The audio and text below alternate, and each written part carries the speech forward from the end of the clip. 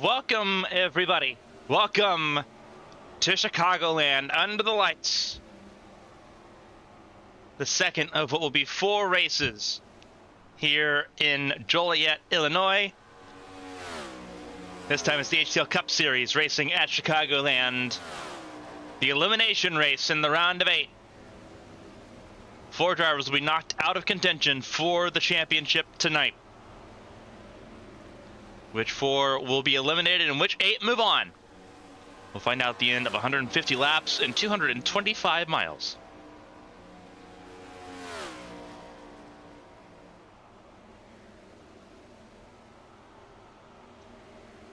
"28 drivers getting ready to do battle here tonight as we get everything ready to go. For everyone tuning in on Carmen, Sienna, welcome to ABN Esports One's coverage of the HTL Cup Series all season long.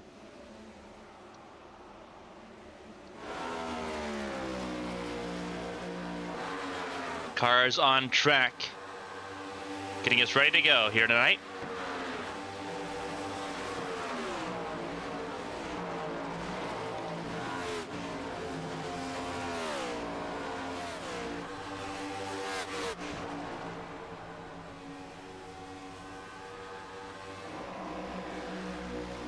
This was a race full of surprises last season when we came here.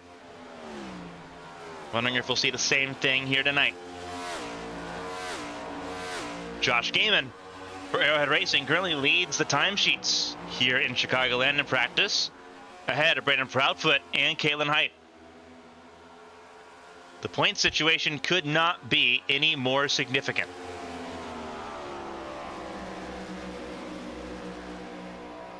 With this being the final race in the round of 12, it's all to play for. Entering this race, 2 drivers were locked in. Bianca Constantinu with a win last week, and Brandon Proudfoot with a win at Darlington. That leaves 6 spots to figure out between 10 drivers. John Hagan, Shad Swatsworth, Josh Susie, Caitlin Height, Lilac Zier, Josh Arnold, Eli Sasek, Nathan Estep, Lily Peltier, Sharp, and Bobby Blowers, all floating around. 10 names for 6 spots. John Hagan currently the best of the bunch points-wise, up by 40 over the cut line. Then it's Swatsworth, Susie, and Height,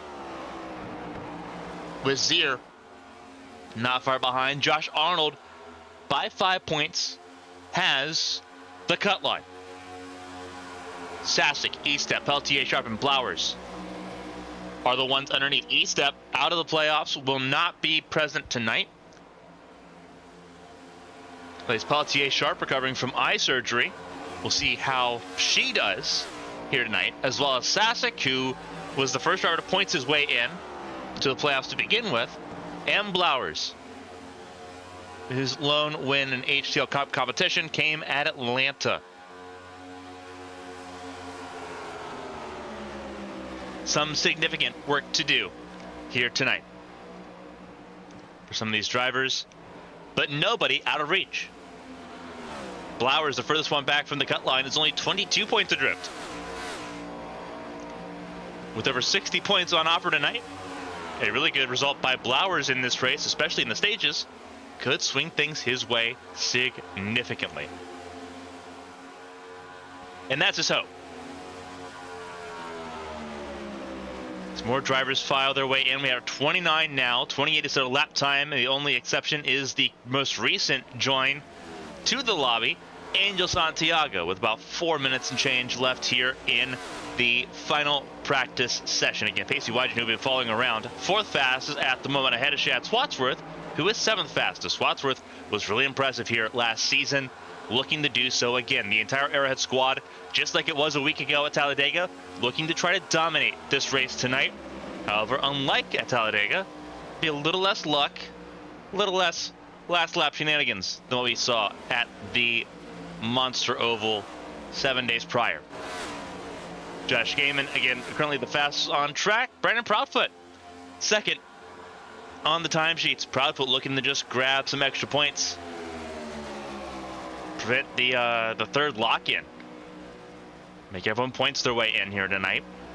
That is his objective racing here for Lady Liberty Motorsports. And again, it is still anyone's game here in this process. No one's in a must-win situation by any stretch of the imagination. And that makes it very tantalizing following this playoff storyline. We'll be following throughout the night. Again, Hagan sits the most comfy at 40 points. He is 40 points clear of the cut line. But that's not impossible. Again, the margin of error is 65 points. Hagan could easily find himself on the other side of the flips of the coin. If he has a bad race like what we've seen so far from Hagan, he's had some down moments. You think about races like Michigan. If that rears its head again, Hagan could be on the other side of that coin very easily tonight. Same with Swatsworth, who has shown up in sublime form in these playoffs. But he's not been invincible. We've seen that throughout this part of the season as we look at Josh Gaiman, the fastest man on track. Josh Susie, 3-time race winner, has not lit it up in the playoffs. Looking to do so here tonight. This would be a track him and Caitlin Height both would be able to excel at. But obviously Height missed Darlington, had to really dominate Talladega to put herself back into the margins. Susie's just kind of been under the radar. And under the radar at this point is not enough to be a champion. That's what everyone's focus is tonight. There's about 2 minutes left in this session.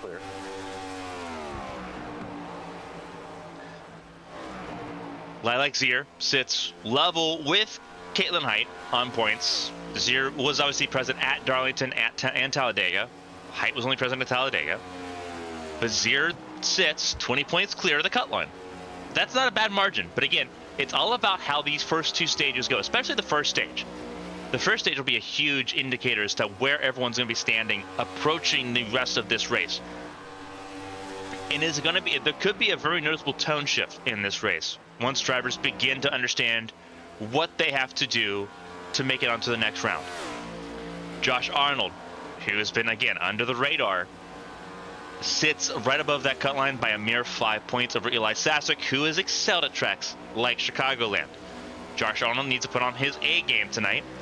Sasek needs to do what he's done most of the season, and that is avoid the chaos and thrive. Peltier Sharp a little bit harder of a struggle here. 12 points away from the cut line. Needs a little bit more luck to fall her way. Needs something to happen to either Height or Zier or Arnold, as well as Sasek to not be able to advance.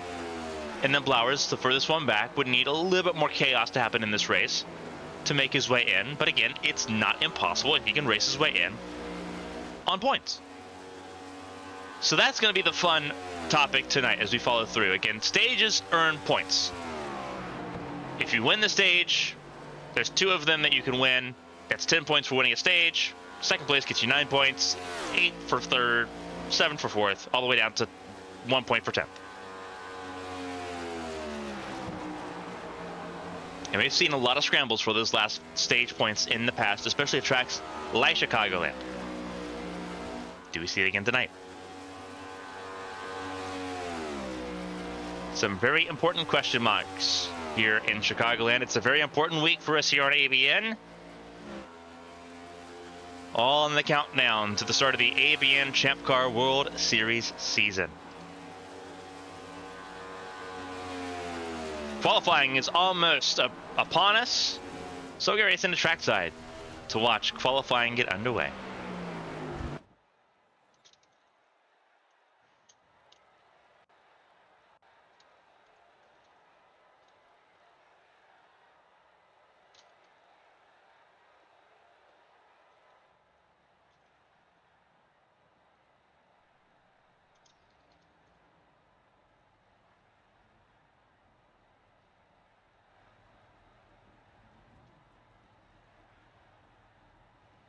Everyone getting ready to go here.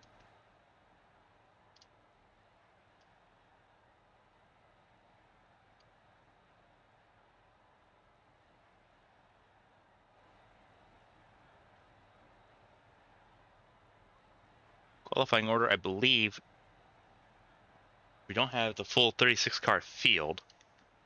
So I believe it's going to come down to either Matthew Boone or Selena Thompson. I believe Selena Thompson will be the first one to set a qualifying effort in. Driving the 33 tonight. Indeed, that is the case. Selena Thompson will be the first one to take to the track. Never mind, there is Matthew Boone. Matthew Boone is present, not just a little bit down the road. There he is. With qualifying getting set to begin.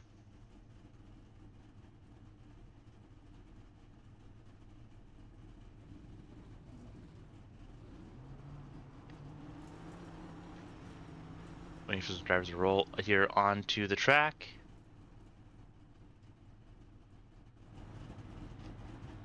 Hunter Peach in the 1. Looks like Kimi would be one of the first ones to go. He was not present at Dega, so he would be one of the first ones to go. And then the 8 of Kevin Gibney Jr. on the list. Green flag and qualifying. Let's get this party started. Hunter Peach will get us rolling here tonight.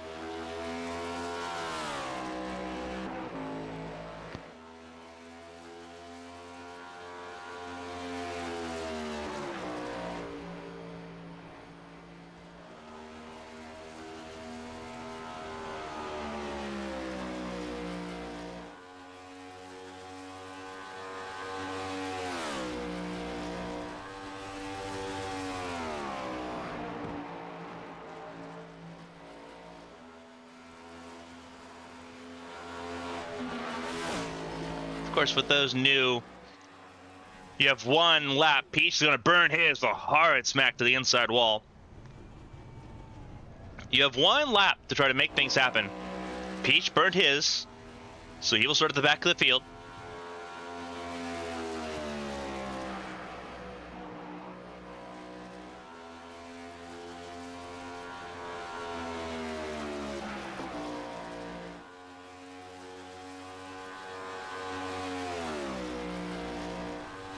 Gibney begins his run. Matthew Boone will begin rolling as well. Let's see what Kevin Gibney can do in the 8 car. Gibney will be driving various machinery around this track. He'll be making his Champ Car debut on Wednesday. His first open wheel appearance in ABN competition. It'll be a lot of fun.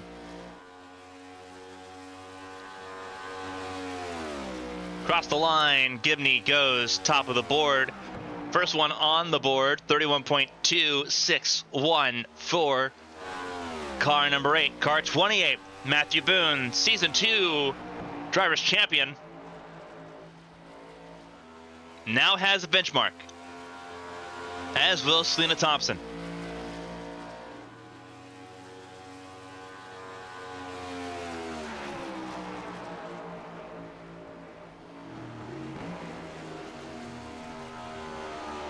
Matthew Boone on the board. Steady lap. Using all the apron, which you can do here in this series. He'll go top of the board, 31.040.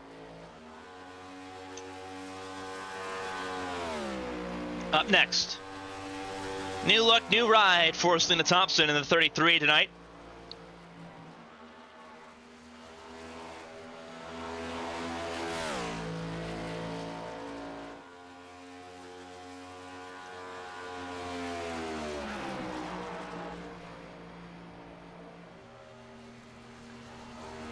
People cheering for Blake Henderson. He'll be qualifying later on in this session.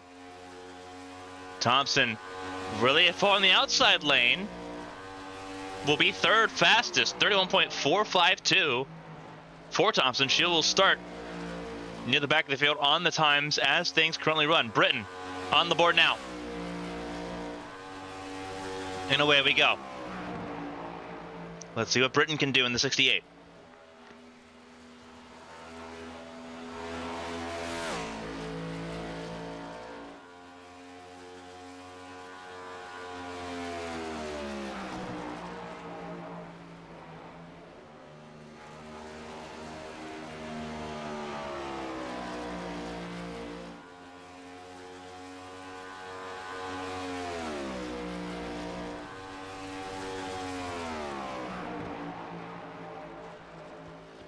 William Britton goes third fastest. Up next on the board is Angel Santiago. Driving the 94. Let's see what Santiago can do. Can he put himself close to the top of the board? Near where Matthew Boone is. Really drifted out there in the exit of turn 2. Now driving down into the apron. Through 3 and 4. How much track does he use? He'll use all of it. Maximizing every inch of apex here. 31.175. It is a front row start provisionally for Santiago.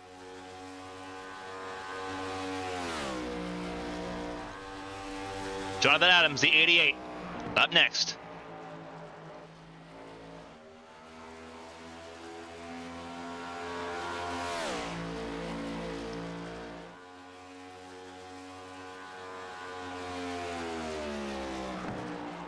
Supposed to be the 76. Assuming there's been a mistake there on that one. With Adams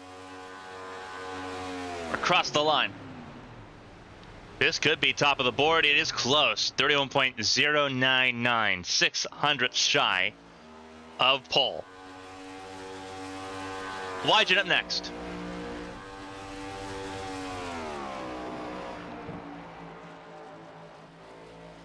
Car 24. Trying to make some inroads here. Wygen not in the playoffs. That car is. That car won at Pocono very early in the season. So Wygen still got a lot to play for in that ride. Using up a decent amount of the racetrack, but keeping it pretty well steady and tame. That's gonna be top of the board. 30.992 gets cleared by a little over a tenth. Zach Meredith up next.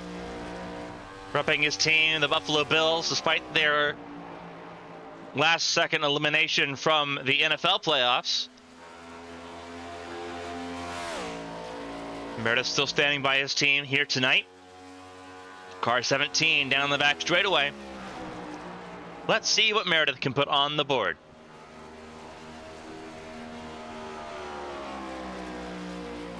The defending series champion. To start finish line. Meredith goes fourth fastest. Proudfoot up next. Did not race at Talladega last week. Didn't need to, but he is here tonight.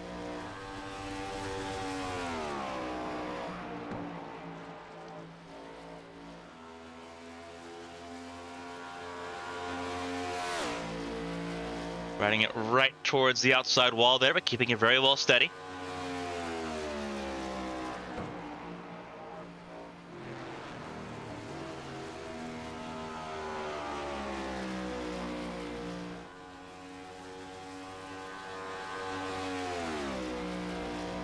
Across the line, 30.974, top of the board, new pole sitter, Brandon Proudfoot.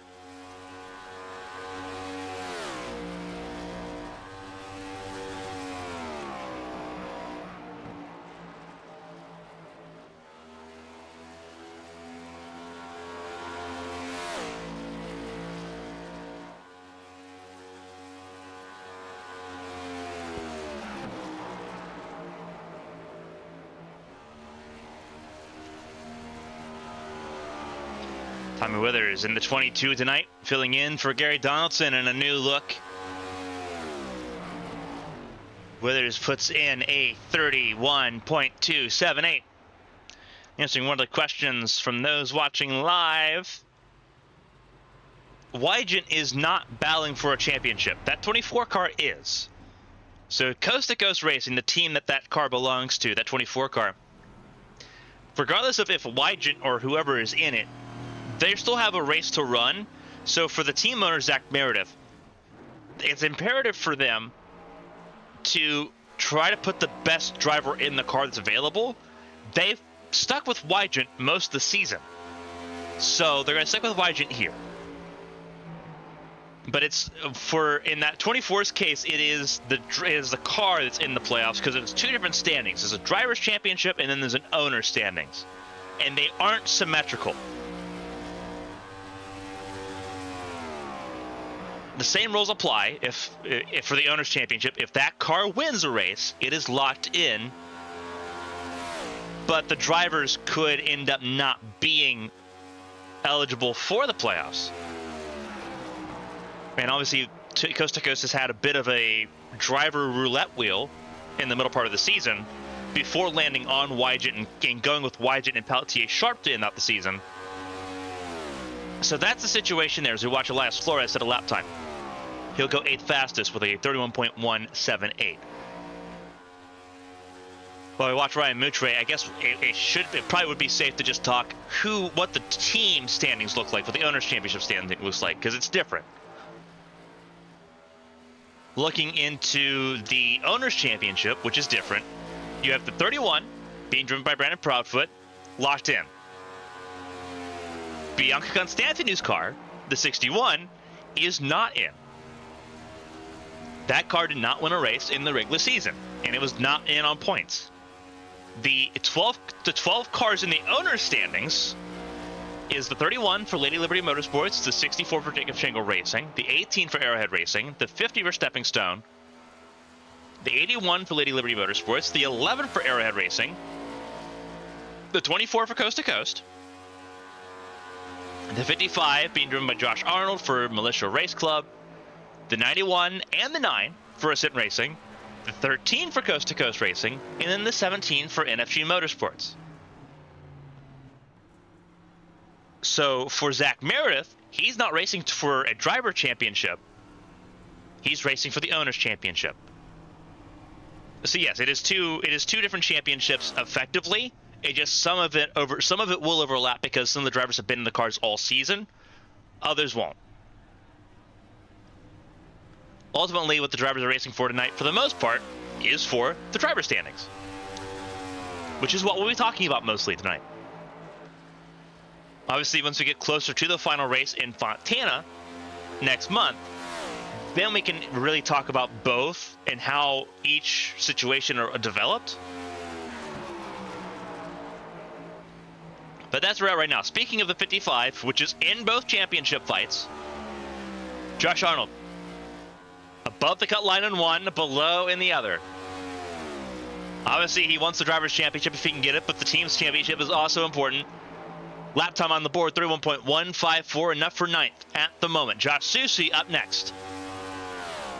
This car's won 3 times, with Susi behind the wheel for all 3, starting with the season opener at Daytona, and then he won back-to-back races later on in the season before getting into the playoffs, where his momentum's kind of cooled down a little bit.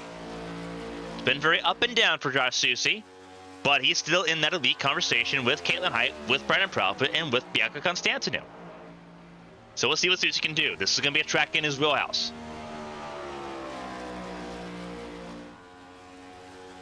Coming across the line now, Susi puts in a pretty respectable time. It's a low 31. It's enough for 4th, 31.021, with Sasek now up next to start his run.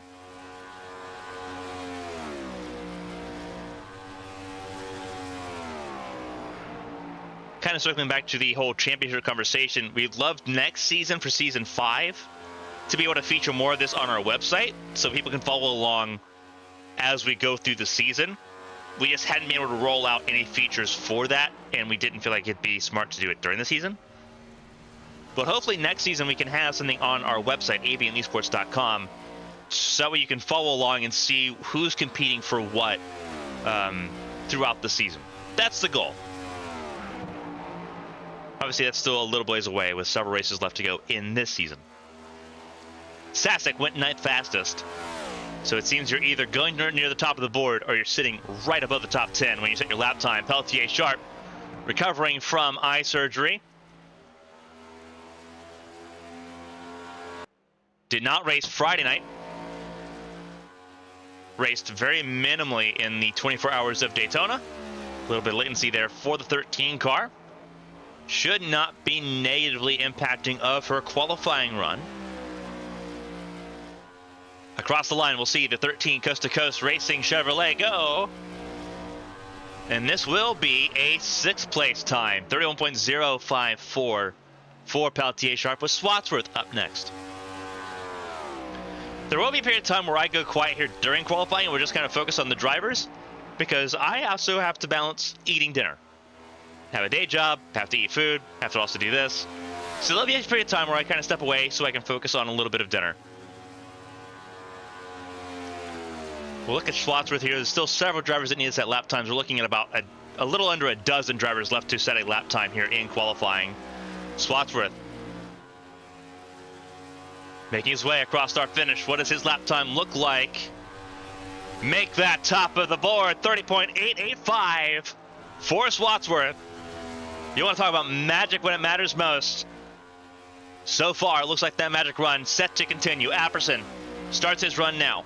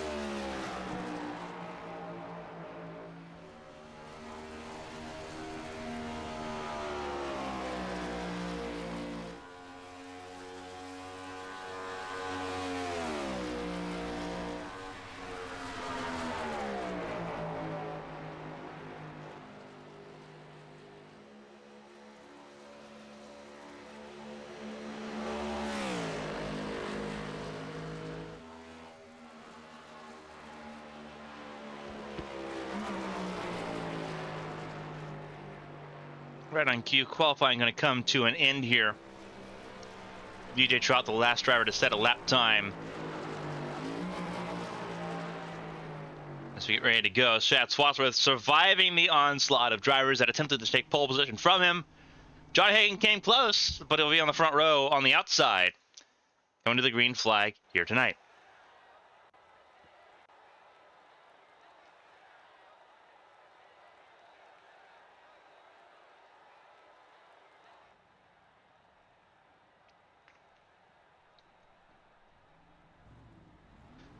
Almost showtime as drivers come out here now for warm-up. Everyone's had a chance to stretch their legs, run some qualifying laps, and now it's time to dial that car in to get ready for tonight's event. For everyone tuning into ABN Esports 1, we appreciate you spending your time with us here on a Monday evening. The first of 3 races in a row here at Chicagoland.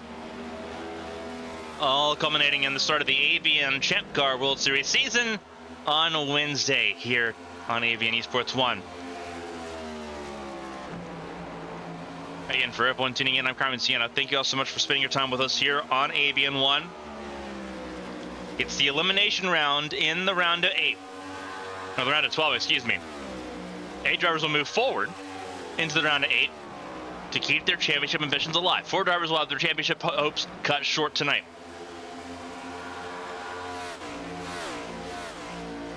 You already know the name of one of those drivers. Nathan Eastup will not be present for this race. Who are the 3 that join him out of the championship running?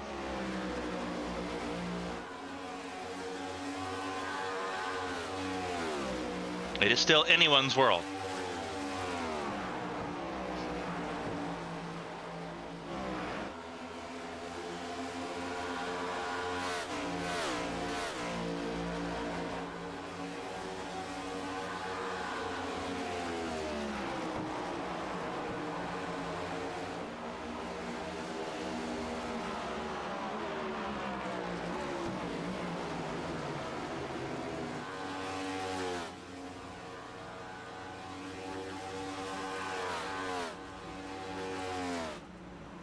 Drivers practicing pit entry, that'll be important. It was important last season here at Chicagoland. So several drivers trying that out.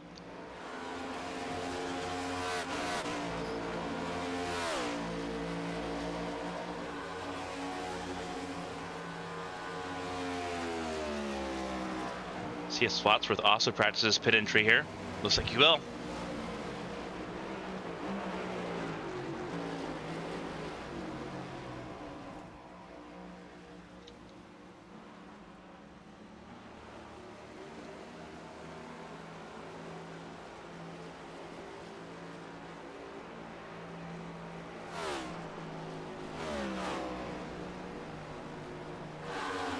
As we get dialed in here, Swansworth practicing his pit entry. Everyone getting up to speed.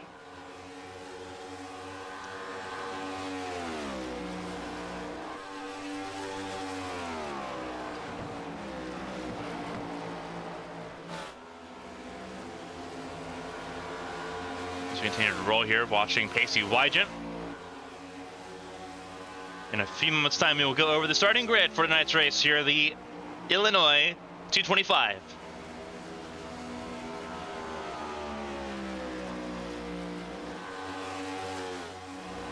Wygent down on the apron. Take a chance here while we're looking at the warm-up time. A little over a minute left in the session. Again, the Cup Series running tonight.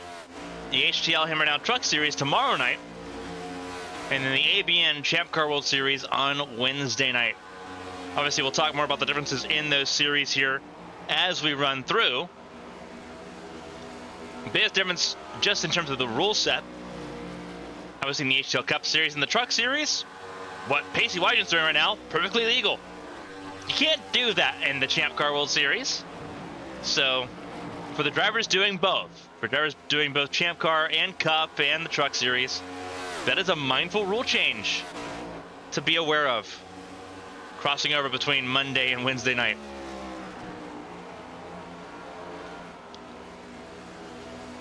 Obviously, the speed difference is going to be a big indicator as well. Wygent setting a lap time, getting to just about 190 miles an hour.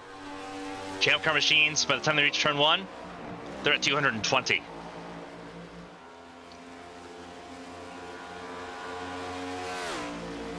So, a lot of fast racing, and it's going to get progressively faster as this week goes along. Proudfoot fastest in warm-up, but again, everyone just kind of practicing pit entries at this point. No one really setting valid lap times in this session. Wygen will be the first one and the only one to really cross the line to end the warm-up session. And we will transition into the race itself. And for everyone tuning in tonight, it's the Illinois 225 here at Chicagoland, just outside of Metro Chicago and the suburb of Joliet. Is a 1.5 mile intermediate oval, unique for not only its characteristics being complete radius all the way around, but for its charm and its bumpiness and its aggressiveness. It is always something different around this track. The starting grid, as things stand, John Hagan and Shad Swatsworth on the front row. Swatsworth pole position here tonight in Chicagoland. Can Magic Shad Swatsworth make things happen here tonight in the elimination race of the round of 12? Hagan, save us in the points of those not currently locked in. Looking to continue that ride going into this season. Starting the front row, won't hurt. In row 2, drivers that have been battling all season long in multiple disciplines, whether it's been dirt or paved oval. It's Brandon Proudfoot, locked in by his win at Darlington, and Josh Gaiman looking to play spoiler and help his teammate Shad Swatsworth out here tonight. Row 3 is Caitlin Height, the third Arrowhead Racing driver. They qualified first, third, and fifth. Can't get much more consistent than that. She's alongside Pacey Wygen in row 3. Wygen, a multiple-time Truck Series race winner, running double duty and doing a fantastic job at doing so, trying to keep that 24 car in the owner's points playoff standings. Row 4, Bobby Blowers and DJ Trout. Blowers, a playoff driver with the most to do to try to make some inroads and keep his championship hopes alive tonight. DJ Trout filling in for Bianca Constantinou, who will not be present tonight after Bianca raced in the Daytona 24 this weekend. Bianca will be back for the next race on the calendar. Row 5, Josh Susie and Matthew Boone. Susie in 9th place, Matthew Boone in 10th, the former HTL Drivers Champion in 10th place. Row 6, Lily Pelletier Sharp and Ryan Moutre make up that row. They're in the top 12. Top 14, you'll see Jonathan Adams and Callie Height. Row 8, Eli Sasek and Yair Rodriguez. For those that may be confused or that have watched this race all season long, used to go by Joel, has since asked to go by Yair, so Yair's what will go by for him going forward. Zach Meredith, the defending series champion, in row 9 alongside Josh Arnold. They make up the top 18. Top 20 is where you'll find Angel Santiago and Elias Flores. Outside the top 20, Zach Apston and Lilac Zier. Zier with the most to lose, starting down in 22nd position. Not a great starting position for that 50 car. It was on the line in both owners and driver standings. Row 12, 23rd and 24th, it's Kevin Gibney Jr. and Tommy Withers in that row. Top 26 is William Britton and Selena Thompson. But we're not done. Hunter Peach, we saw him crash early in qualifying. He'll be alongside Mark Parkhurst, who also hit the wall in qualifying. Last row of the field. Driver who's had so much momentum to kick off 2024. Can it be derailed tonight? Henderson rounds out this field on his own 29th position for the 25 car for Tombstone Motorsports. As they come around turn 4, what will be a very busy week at Chicagoland begins tonight. Swatsworth, Hagan, Proudfoot, Gaiman, top 4. Pace car pulls in, and the Illinois 225 is underway.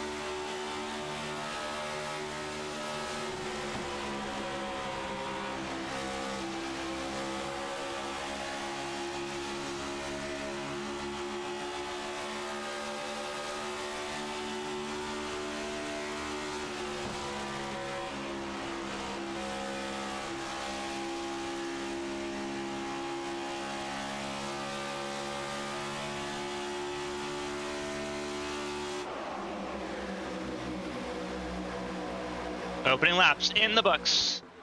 Here in Chicagoland, Friday night's HTL National Series race was 100 laps. We're running an extra 50 tonight. Fantastic look at the cars going down the back straightaway that is constantly turning. We rode on board for a little bit over a lap there so you can get an idea as to what the drivers are dealing with. This is a very unique track in the fact that you're constantly turning through it in some way, shape, or form. Proudfoot's gotten the lead away from Swatsworth. Gaiman trying to take second away from his teammate. We're in that outside lane. Swatsworth staying on the bottom. The bottom lane's going to be great for saving tire. The outside lane's the lane if you want to pass now.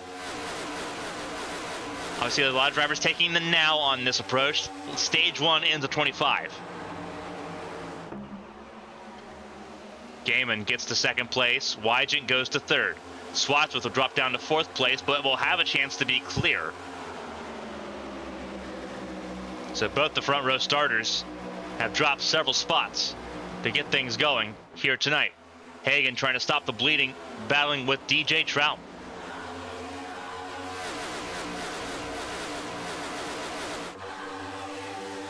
Trout trying to send it to the inside lane. Kalen High on the inside as well. Peltier Sharp trying to help Hagan on the outside lane. And then you have Bobby Blowers shadowing as well. Hagan gets clear of Trout. A little bit of contact side by side there with Peltier Sharp and Trout. Allows Hagan to get clear and stay clear. Peltier Sharp in the outside lane, trying to use that momentum to take an extra position.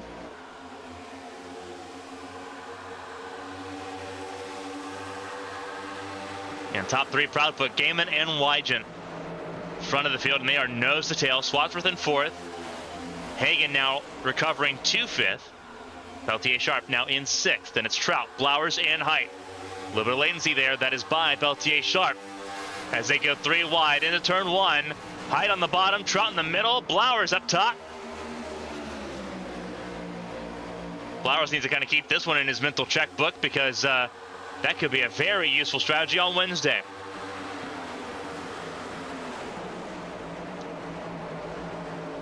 DJ Trout also in that race on Wednesday. Several drivers trying to make their way forward. Caitlin Height running through the apron. Still battling with Blowers, the 10 and the 11 side by side. Looking back at Trout as he sits right in the middle in front of Susie and behind Height. It's a dangerous sandwich to be in the middle of. Very potent sandwich there. Trout and Height, they get single file, and it looks like single file is going to be largely how they want to go about this. Trout trying to ride the outer lip on this track, trying to build momentum up to make an attack on Blowers and Height.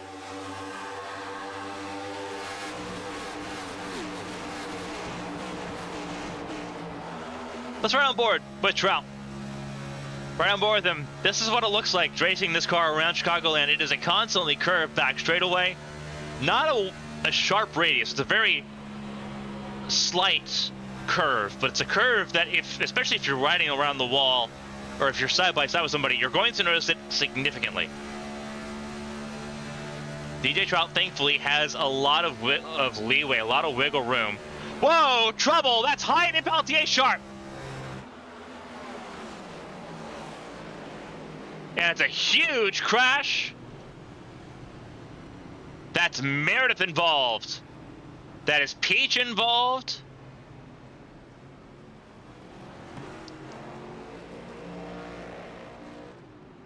First caution of the night on lap 11. And it's a multi-car crash.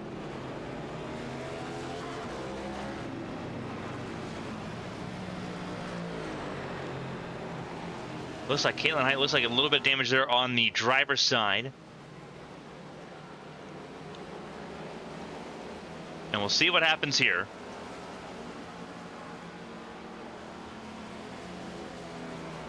We'll take a look from a little bit high above, a little bit too high above there. Let's look at the tracker here. So this is Caitlin Height and Lily Peltier Sharp, the 11 and 13, center of your screen. Play in slow motion. Height moves up. Peltier Sharp still there. Netcode begins that contact there, but Obviously, both of them wanting the same real estate. Peltier Sharp kind of filling the outside lane already. Height was trying to arc in there. And unfortunately, both of them end up on the very wrong side of that. Peltier Sharp gets slammed. There's Henderson. Big piece of contact there for him. Nothing for Meredith to do. Meredith hits the wall trying to avoid it all.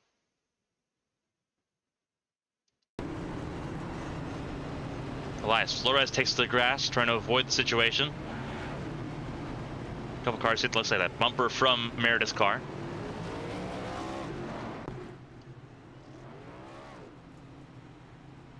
Very ugly start to this race. Height on pit lane. Again, no fast repairs. That's going to be a trend here this week. No fast repairs. Wygent will lead this race over Proudfoot, over Gaiman, over Swatsworth. Most of the field stays out here, all the way down to 20th place, Kevin Gibney Jr. Adams, Flores, Height, Sharp, Meredith, Peach, and Henderson all in pit lane now, all getting extensive repairs done. Height will leave pit lane here. We'll see how repaired that car is, but for Height having to now fight from behind, it's not a pretty look.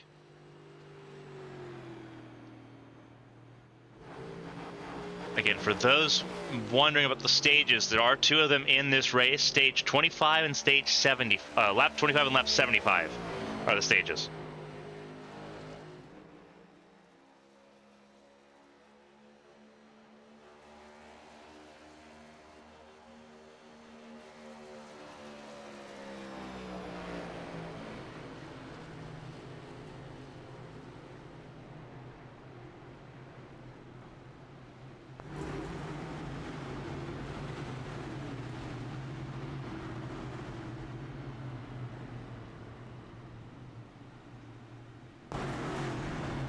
Getting ready to go green here. Almost everyone's still running except for Peltier Sharp, who is still on pit lane as things currently stand.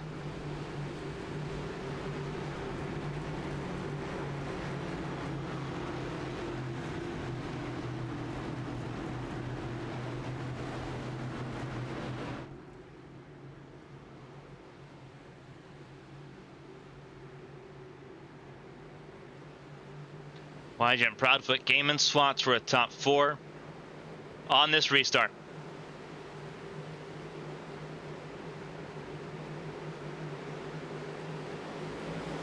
Green flag in the air and away we go.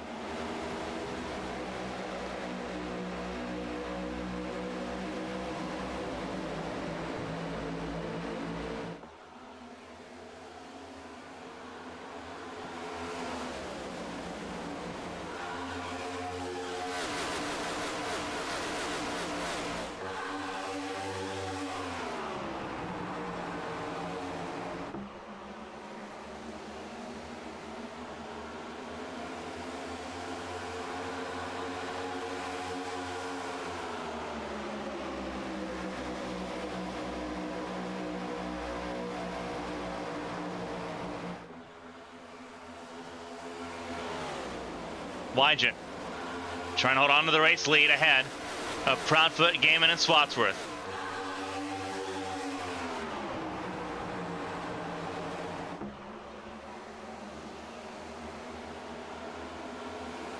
High above. Wygent trying to defend from both Gaiman and Proudfoot.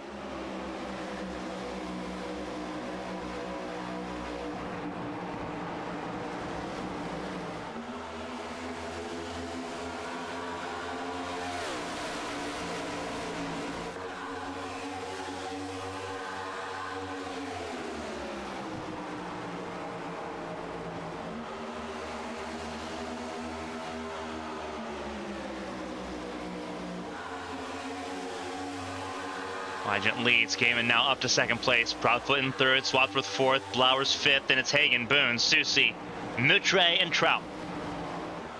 That's your top 10 at the moment as they all fan out. And you want to talk about stages potentially being very important. This could be a vital stage. Proudfoot already locked in, not so vital for him. It could be vital for the likes of Swatsworth and Blowers. Especially Blowers, who entered this race 22 points away from the cut line. Could make some big time inroads.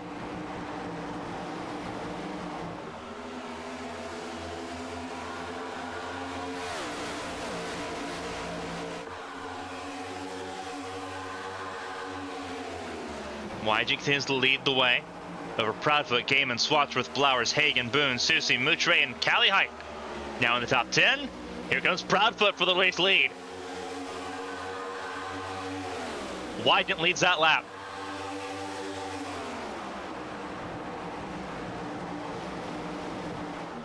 What can Wygant do? They make contact out of turn 2.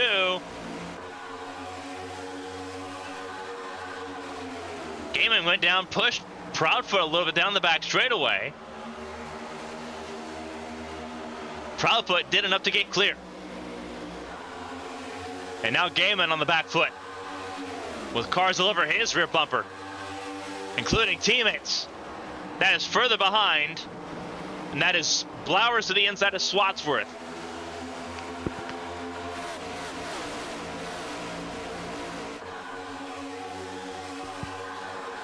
Swatsworth holds on to the position ahead of Blowers. Susie on the outside lane, making a path around Matthew Boone. Then it's Moutre. And Josh Arnold made his way to the top 10. Very important for Arnold to score some points in the stages.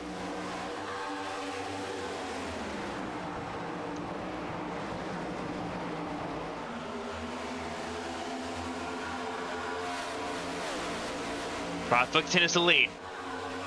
Coming to 3 to go in the stage.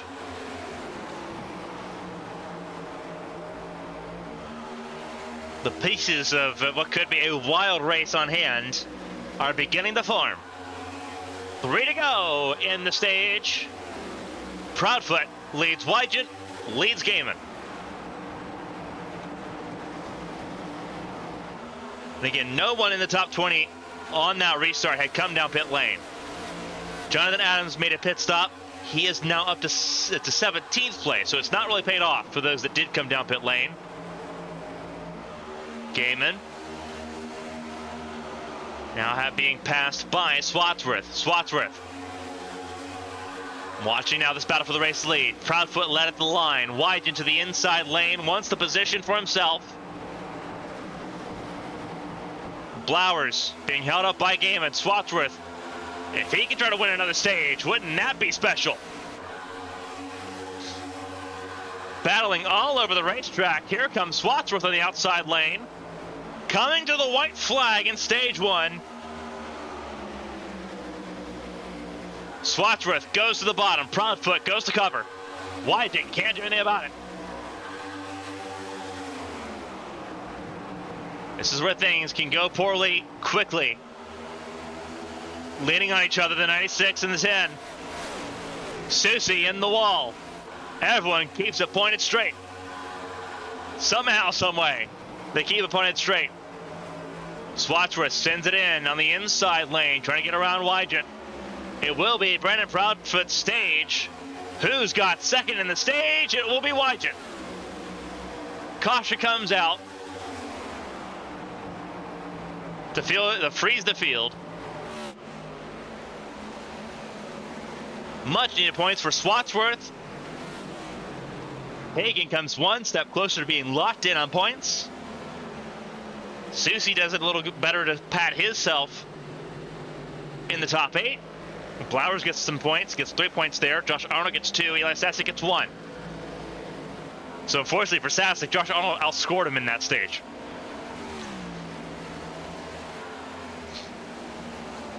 For Kalen Height now, a chance to repair that car once more. Bozier and Height entered this race tied on points, and both of them missed out on points in stage 1. So some significant work to do. Entering now the second stage, which will be 50 laps. Again, great job by Swatsworth there in the points. Swatsworth, Hagen, and Susie all scoring some much needed points there near the top half of the stage point scorers. Moutre, 7th place as well. Really good running for him so far early in this run. And now you'll see most of the field come down pit lane, including those that pit on lap 12. Those on lap 12 probably repairing more damage. Those that did not pit making their first pit stop now. So we'll watch this battle on pit lane take place. Who emerges with the race lead? That is the now more intricate question.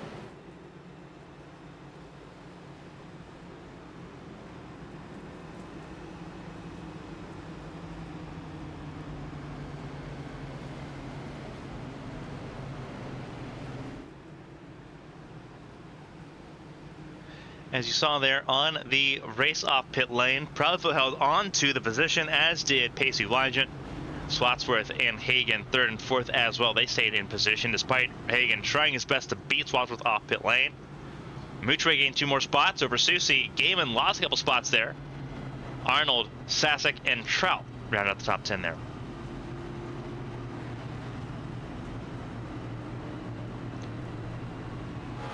.28 cars on the lead lap. Peltier Sharp, the only car not on the lead lap. Peltier Sharp got the free pass, but multiple laps down. 13 laps down now. What will be a very long night at the office for Peltier Sharp if things continue at the rate that they're going. We've had 2 cautions, 1 for an incident, 1 to end the stage. By the time we go back green, we will have 45 laps in stage number 2. Stage 2 ends on lap 75 here tonight. It is Proudfoot, Wygant, Swatsworth, Hagen, Moutre, Susie, Gaiman, Arnold, Sasek, and Trout, top 10. Jonathan Adams, Mark Parkhurst, top 12. Lilac Zier and Zach Apperson, top 14. Gibney and Caitlin Height in the top 16. Britton comes down pit lane to top out with fuel. See if that pays off for William Britton in this stage. That moves Callie Height and Tommy Withers up a spot respectively, with Matthew Binn and Angel Santiago now rounding up the top 20.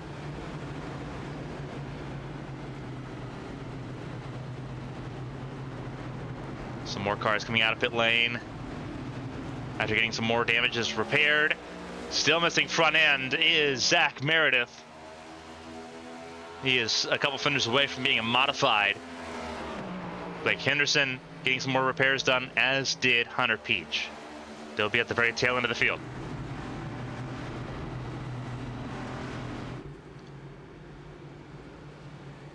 For the top 25, still very much anyone's game. We'll have 30 laps completed, 120 laps remaining in this race overall.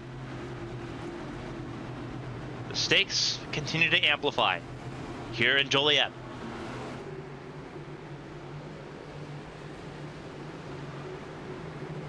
It has been a phenomenal start of the race so far. Only one significant incident to note. Stage ended under green. And we'll head back under green. Under Proudfoot's control. Green flag back in the air, and away we go.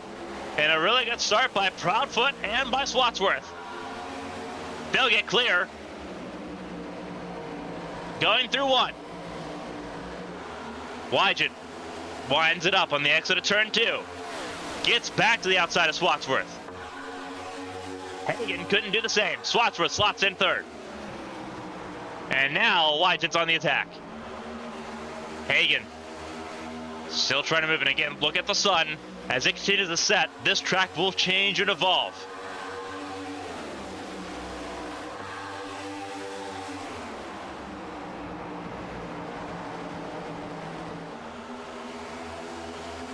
Wygen to the inside of Proudfoot. Proudfoot up near the wall. And they're going to side draft a little bit here. Here comes Wygen on that quarter panel of Proudfoot, going through 3 and 4. Work to do. Wygen wants the race lead. Wygen has the lead this lap. New race leader, Pacey Wygen. And we're going to see this back and forth most of the race. For those that were not familiar with how Chicagoland was last season, it was very similar to this. Car in the wall. Further behind, that was, I believe, that was the 11 of Caitlin Height, who lost 2 spots to Callie Height and Angel Santiago. Wygen, still side by side with Proudfoot. Proudfoot leads the line. Third place, becoming a little bit more distant. Chad Swatsworth, then it's Hagen, then Susie, then Moutre.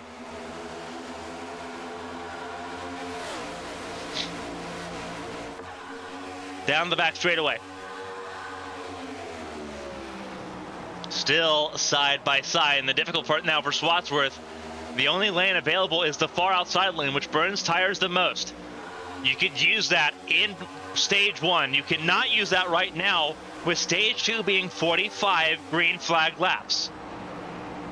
You have to put a little bit more conservation into it, and that's why you're seeing a lot more drivers gravitate towards the bottom of the racetrack, where it's easier to save those tires. Easier to keep the balance of the car in tow by running the bottom instead of the top, where it's bumpier, more abrasive, a little bit more unstable. And again, as the sun continues to set behind the grandstands, the track will get cooler and cooler. And that will continue to evolve how this race progresses. Outside lane was the lane to be in, but we've already seen the inside lane become more malleable. Wygen's held on and held firm with Proudfoot since the drop of the green flag. Over 5 laps now, they've been side by side, and Wygen may just get clear. He does get clear. Proudfoot trying to rally back on the outside lane, uses some side drafts, and Wygen didn't go to the apron.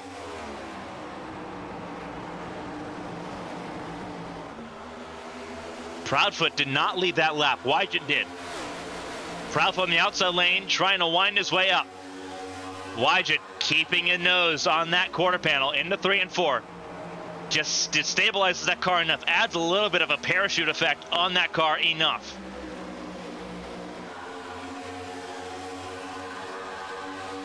The more that these two battle, the more that it keeps the entire rest of the field in play.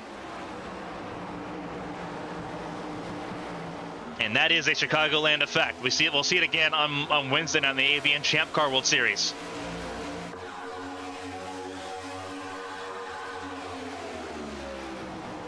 Proudfoot on the outside lane, the 31 car, already with the race win in hand in the round of 12, won at Darlington to kick off the playoffs.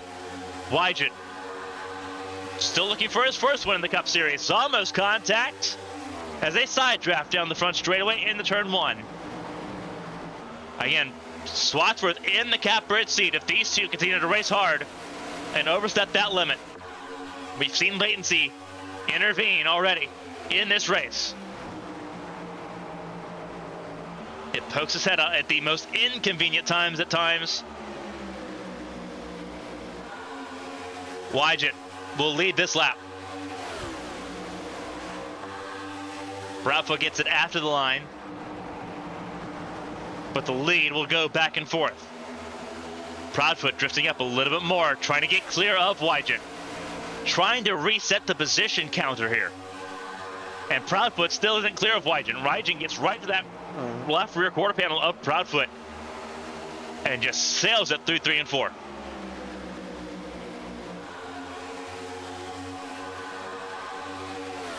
Absolutely magical stuff so far. Still side by side, and again, it's keeping the rest of the field in check. No one's pulling away with this, in part because Wygen and Proudfoot are keeping each other in play. Swatsworth moves to the outside lane. He'll probably drop to the inside lane here behind Wygant in the 3 and 4. That's what he does. Hagen runs a lane higher. Susie runs highest. But now you're seeing drivers begin to fan out here. Also keep an eye a little bit further back. Kelly Heights made her way into the top 10 in 9th. Wygant doing really good to sail through 1 and 2, but Proudfoot's going to side draft him like no other off of turn 2 to try to regain that advantage. Wygant stays right there on that quarter panel. Proudfoot cannot get away, and Wygant can't get clear. Oh, could be a mistake there. Proudfoot does get clear this time, and that opens the floodgates. Proudfoot now has free reign, but for how long? Took 13 laps for that to take place, and now it's all bedlam. That was Sassic. No, sorry, that was Rodriguez that almost tagged the wall there at 2. The third ascent car, the 91. Rodriguez right in the very outside lane. 3 and 4 is the place to do it. Proudfoot leads. Wygant stays in tow. Hagen's moved up to 3rd. And the shuffling begins. Does Hagen have anything? Has he saved up his tires a little bit? Wow, Wygant just tagged the wall. So did Rodriguez. And that gives Hagen the run he needs to go after the 2nd spot. Again, you want to talk about near misses. Hagen, most podium finishes so far this season without a win.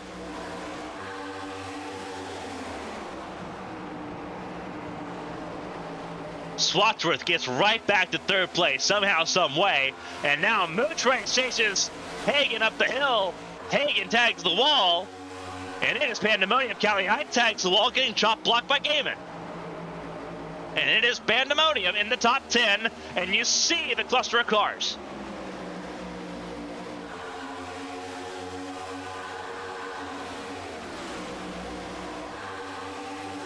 You want to talk about a juggernaut fight? Look no further. DJ Trout got a little help up the hill. I believe that was help up the hill by the 50 Azir. He ended up working out pretty well. Azir couldn't really make any inroads of it. A little bit of friendly fire there between the stepping stone teammates. Azir on the inside lane will get clear of Trout, though, this time, as traffic has made its way through.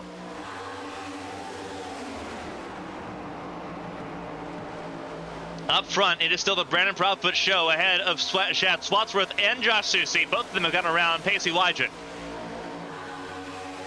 Side by side, Zier and Arnold. They're both ahead of Eli Sassic, who's also in this picture in the 9. Not where he wants to be.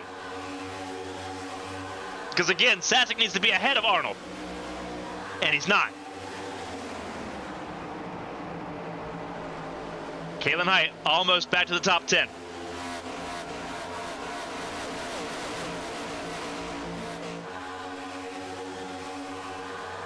Here comes Zier to the inside of Callie Height. Arnold to the inside of Kalen Height.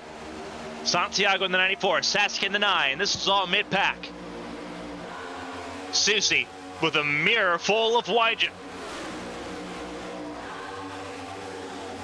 Reminder, there's still 27 laps to go in this stage. Kalen Height gets around her partner, Callie Height. And Callie will lose another spot there to Santiago. Height goes to the bottom. Santiago tries to follow. Sassic will go through as well. Sassic has finally gotten around Josh Arnold, but both of them still outside the stage points. So it's a net neutral in stage 2 as things currently run. Sassic needs to make a move or hope someone falls apart. Going a lap down, Blake Henderson from that contact on lap 12. Nothing that Henderson can do. His good run of form to kick off 2024 will be prematurely ended here as he tries to stay out of the way. They go 4 wide for a moment as everyone tries to get away from Henderson. Henderson doing a great job just staying in the outside lane. But what a bummer it has been for him.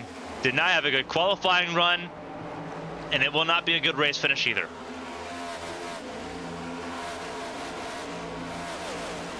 Meredith next up to go a lap down. Not too far away. Front of the field, Proudfoot, Swatsworth, and Susie. They have broken away from Hagen, Gaiman, and Wygen.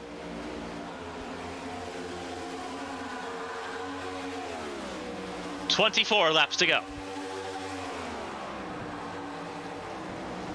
Again, the end of lap 75 is the end of stage 2.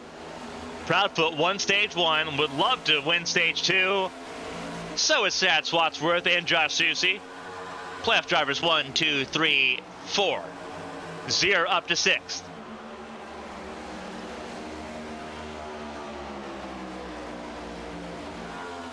Still all play here in Chicagoland. Meredith up next for the race leaders to handle. Meredith missing a lot of front body work. Should not be a major hindrance.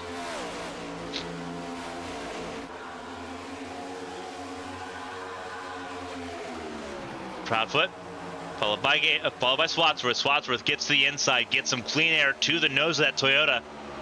That's very important. Swatsworth powering through. And one would have to wonder, Swatsworth sat back most of the early part of this stage while Proudfoot and Wygen duked it out. How much will those tires fall off on Proudfoot's car? Chad Swatsworth just sat and watched that battle for so many laps. Proudfoot still having to be on the defensive. Susie on the outside lane, trying to find a way through. And that will check up the field. Oh, and this is not good. I think Proudfoot was trying to come down pit lane. Proudfoot was trying to come down pit lane. No doubt in my mind on that one. And it didn't happen.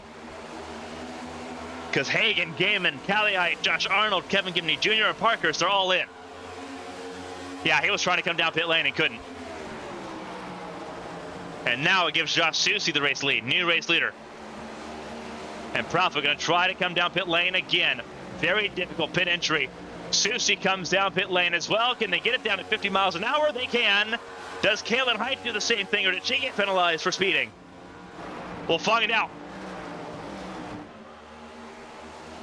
Pit road is a busy place in stage 2. Everyone knows they can make it from here. Cut the stage in about half and make some inroads here. Pit roads times at the side of your screen. In comes Swatsworth. Zier takes the lead.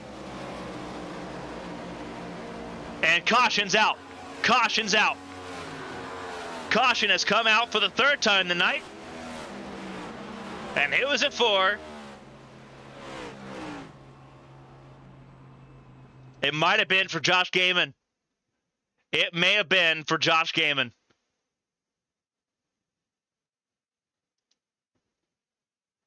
Oh, this is not going to be good. This is Josh Gaiman, center of your screen.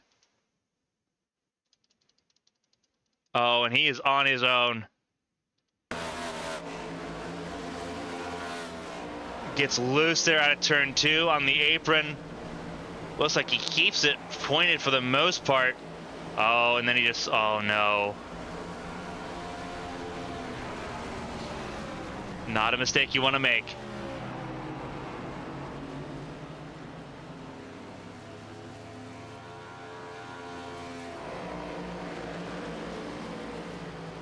And Swatsworth got a penalty for that. That is a huge hit for Swatsworth.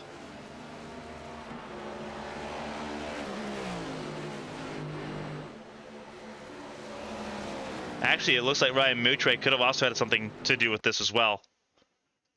This is Moutre. Oh, yeah. This was after the caution came out. They were trying to get away from pit entry. They didn't want to get a penalty like Swatsworth did. Very wise. That was, I think that was Matthew Boone and Ryan Moutre. Swatsworth now. Still, I believe, on the lead lap. Fortunately, in this process. That could have been ugly for Swatsworth. He could have easily gone a lap down there. Instead, he will stay on the lead lap.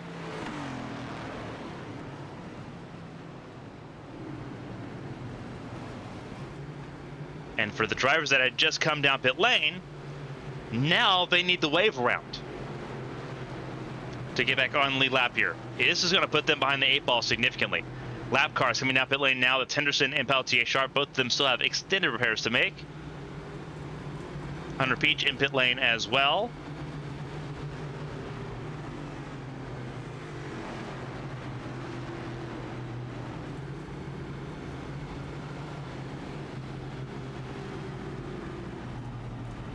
There's a lot of cars in this line right now. Susie leading the bunch. They will all need wave rounds. This is 18th all the way down, effectively to 27th.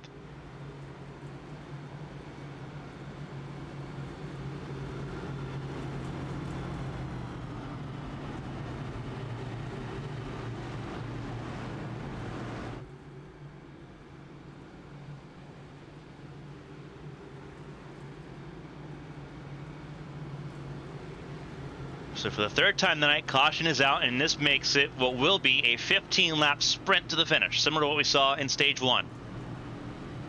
Again, Susie is not your race leader. Jonathan Adams is. Then it's Blowers. Then it's Yair Rodriguez.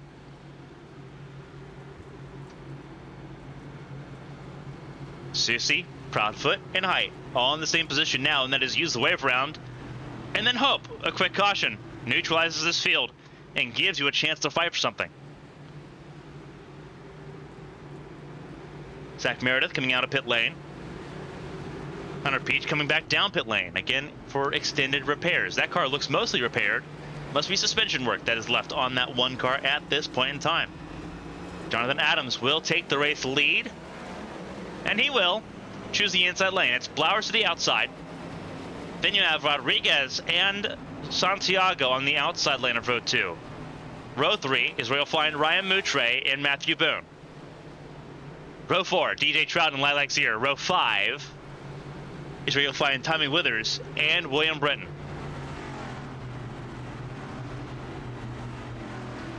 All to play for. In Stage 2, 27 cars, all on the lead lap. 2 cars off the lead lap. Blake Henderson 1 lap down. De facto free pass holder if we get to it. Peltier Sharp 13 laps down, largely just hoping for a major incident to start beginning the attrition process. With 29 cars, how much attrition do we see later on in this race? Coming to 15 to go in stage number 2. It's Adams and Blowers. Row 1, green flag back in the air, and away we go. Let's get down to business.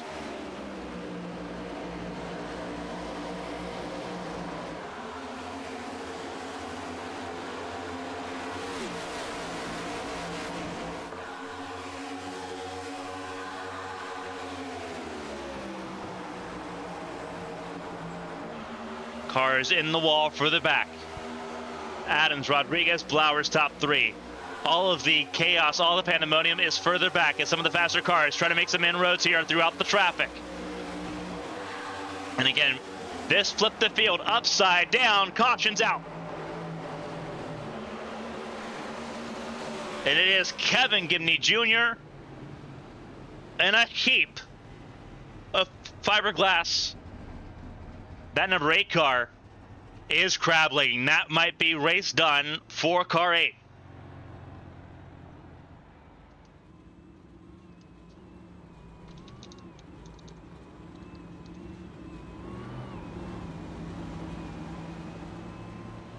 Let's look at what happened here to cause Kevin Gibney's issue.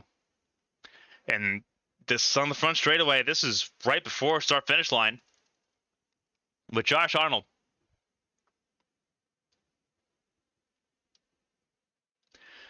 From the chopper cam, look at the number 8 and the 55, lower end of your screen. And this is Gibney, I think, trying to come down on Arnold. Oh! That is a very hard hit. Right in front of Callie Hyde, who had nowhere to go. Teammates there for Lady Liberty Motorsports finding the hard end of the stick, and obviously for Gibney, you see the skew even harder from up above. That is a rough shot by Gibney. And you see, as he tries to get into his pit box, you saw the wobbliness of that left front tire. That is going to be a very prolonged pit stop.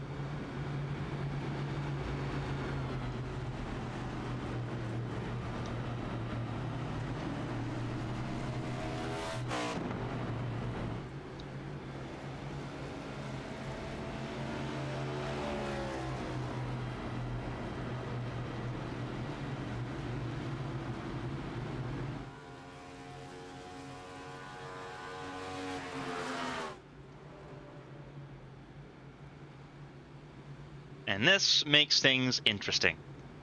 Jonathan Adams, Joel Rodriguez, Blauer, Santiago, Moutre, Boone, Trout, Withers, Zier, and Britton now sit in the top 10. Wygant, Flores, Thompson, Swatsworth, Susie, Apperson, Proudfoot, Peach, Caitlin Height, Eli Sasek, and Josh Gaiman make up the top 21. Parkhurst, Arnold, Hagan, Henderson back on the lead lap in 25th.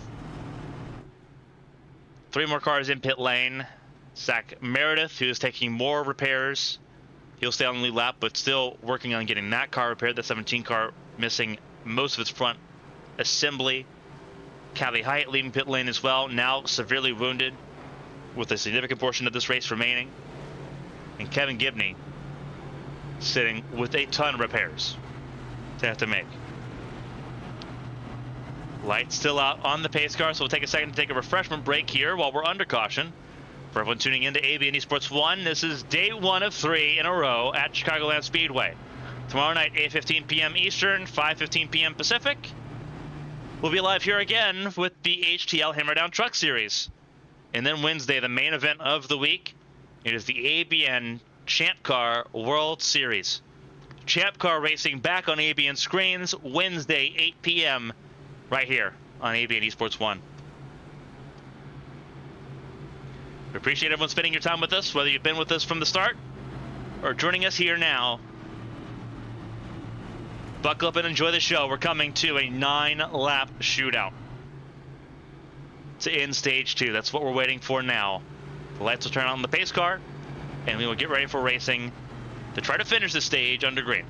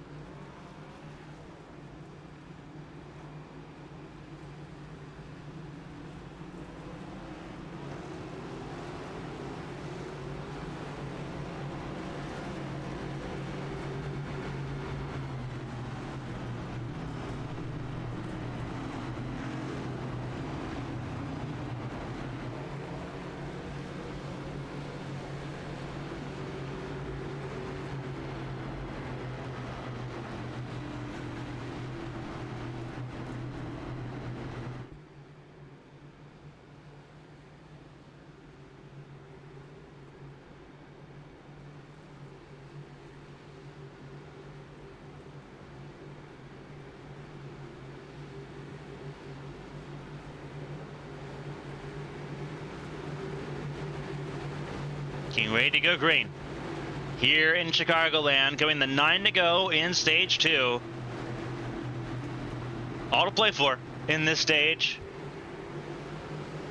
It has been a topsy-turvy stage. Field's been basically flipped on its head.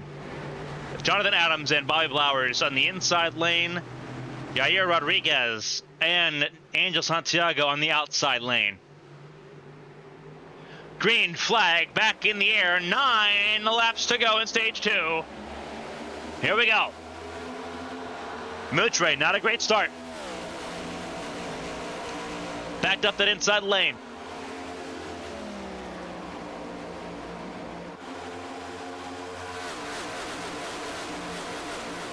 And it's busy on the back straightaway here.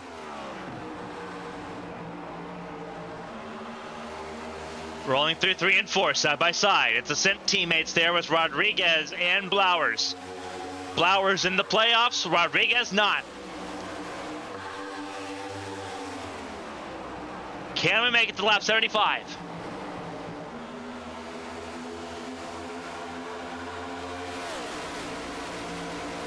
Tough racing side by side for second place. It's all behind Jonathan Adams looking for his first stage win. Can he do it?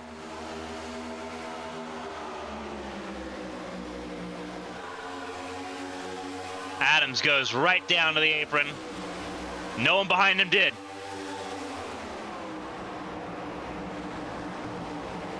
Rodriguez trying to get around the outside lane. Oh, keep an eye on that 76.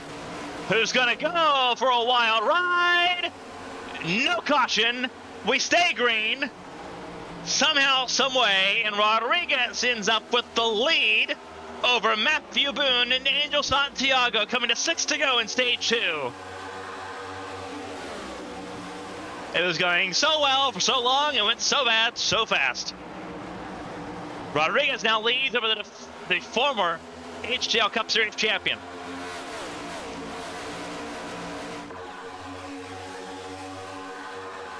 Matthew Boone in second place. Finished on the podium to kick off 2024 in the HTL All-Star Race at Five Flags Speedway in Pensacola. Would love to do it again in a points race. He has not been to victory lane since his championship campaign. He's got Yair Rodriguez ahead of him, Angel Santiago behind him, Ryan Moutre in fourth. And behind that, pick your favorite driver from zero on back, because they are wheel to wheel, door to door, side by side. Zero in fifth, making up some really good ground. There's Trout in the middle, 3 wide. That's Britton to the inside. Outside lane, Josh Susie. Susie goes around and forces his way through, as will Brandon Proudfoot. 4 to go in the stage.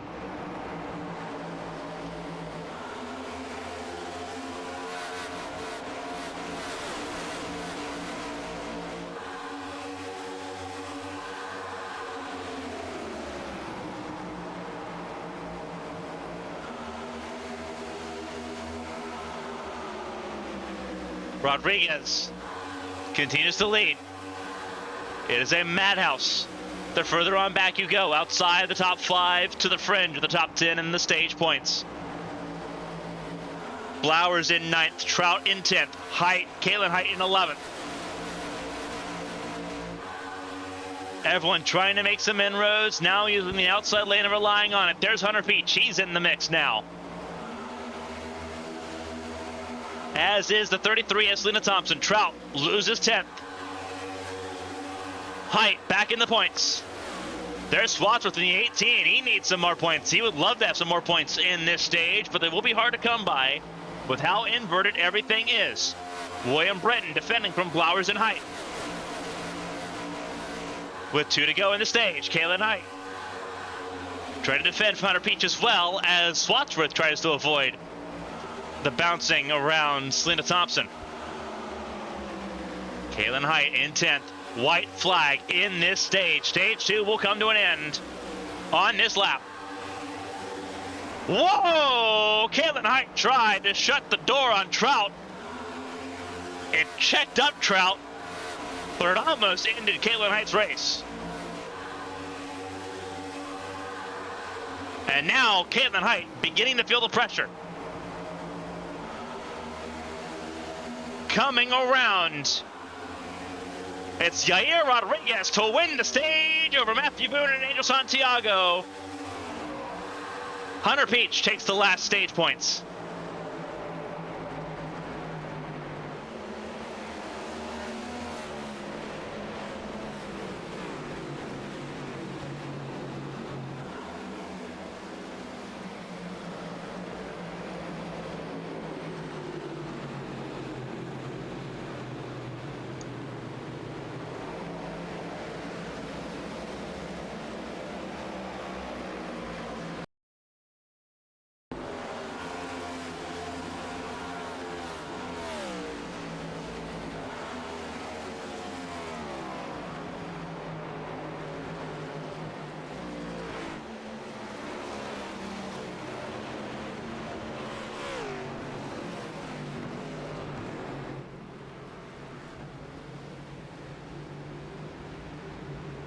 So Rodriguez will lead him down pit lane here on this restart.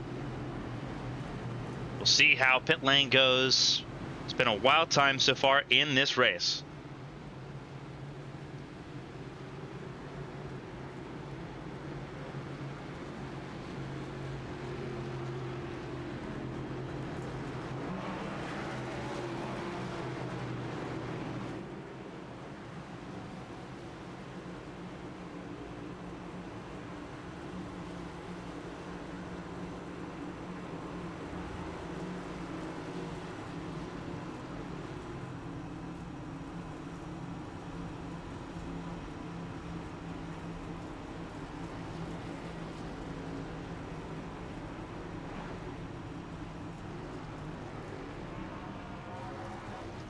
While we wait here, we'll go back and look at this. And this is the incident with Jonathan Adams. And you're going to see where he messes up here and loses himself the race lead. We'll go in slow motion here. He's going to clip below the white line and grabs right below the apron and immediately throws the car up.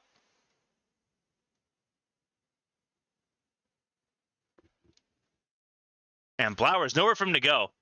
Tries checking up out of this. But at that point, Adams is pretty well on his own.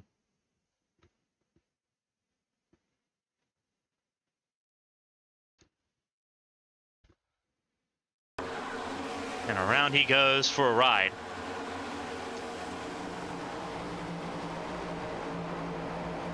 Doesn't tag the wall. But a very scary incident there for Jonathan Adams there. Starts out self-inflicted and kind of just goes from there.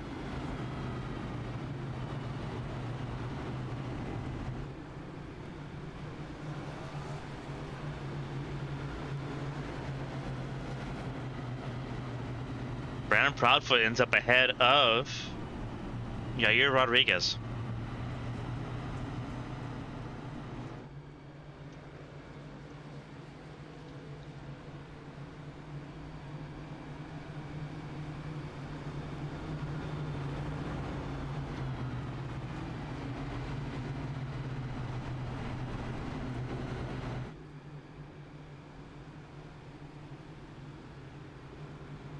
Here we go. Now we're approaching the final stage of this race. No more stage points on offer.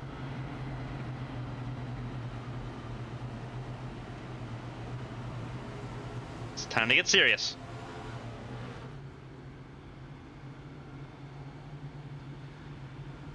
Four drivers will see their championship ambitions come to an end tonight. Brandon Proudfoot will not be one of those drivers. He already won at Darlington. He's locked in.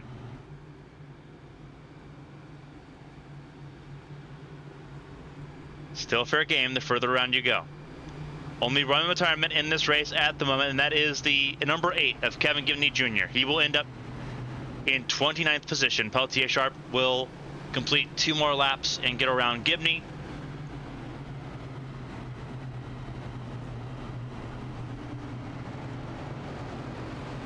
As you get ready for the restart for stage number 3.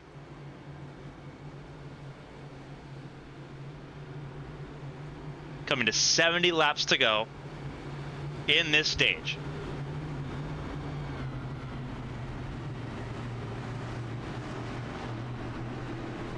It's been a pretty chaotic race so far. And we still have so much racing to go. It is Proudfoot, Rodriguez, Boone, Thompson, Susie, Santiago, Peach, Britton, Kalen Height, and DJ Trout, your top 10.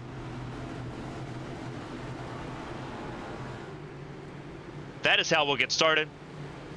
Just outside the top 10 is Bobby Blowers and Shad Swatsworth. So let the games begin. Stage 3 about to get underway. The pace car will take the left onto pit lane. Approaching the restart zone we go. Green flag is in the air and away we go. We're racing once again in Chicagoland.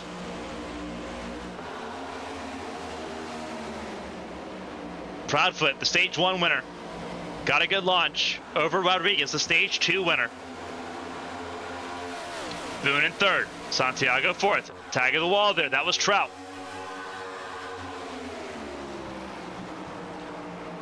Keeping an eye at the front of the field.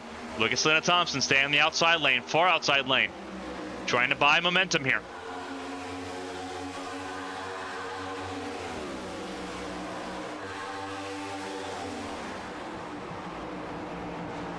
Racing throughout.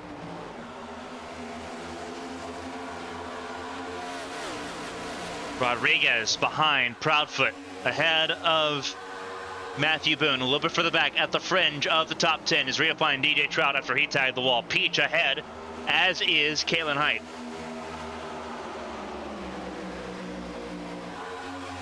Down the front straightaway, Josh Arnold, a little bit latency for him as they go 3 wide. Whoa, trouble, Trout. Trout hard in the wall. And they're going to keep it green, but DJ Trout, a huge impact on the front straightaway. And that will end the 61's day, and a enormous impact. The race stays green. He's going to limp it back to pit lane. That was a shot. They're on the front straightaway now, still battling. John Hagen, center of your screen, in 11th. Swartworth in front, Gaiman behind. And we are still racing.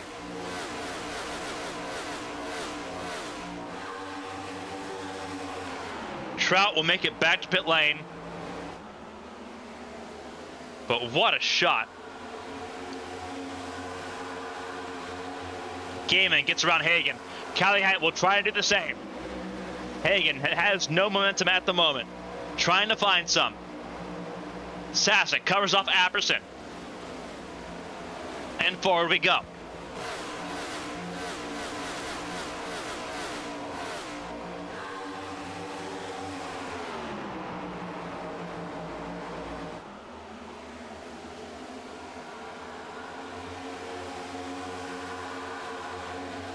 Thankfully for John Hagen, he is not in a do-or-die position here at the moment. However, he would definitely not want to keep hemorrhaging positions. He is down in 13th, about to drop another spot to 14th place with Sasek to his outside lane.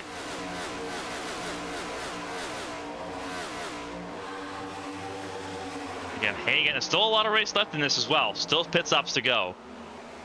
But not where Hagen wants to be at the moment. That is a guarantee.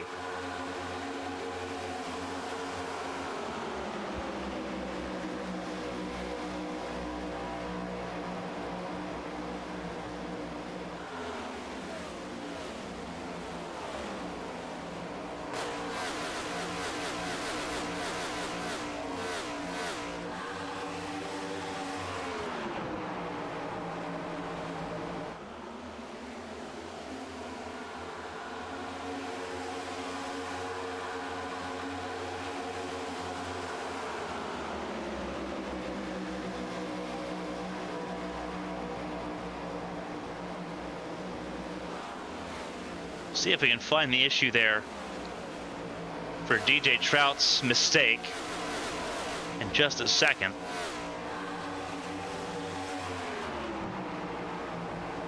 To go here and look at where this all took place. This is DJ Trout in the 61 on his own, and he is going to lose it in spectacular fashion.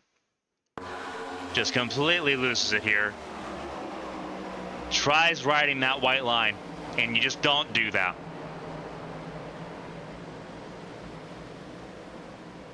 No contact with anybody else whatsoever, just completely drops it.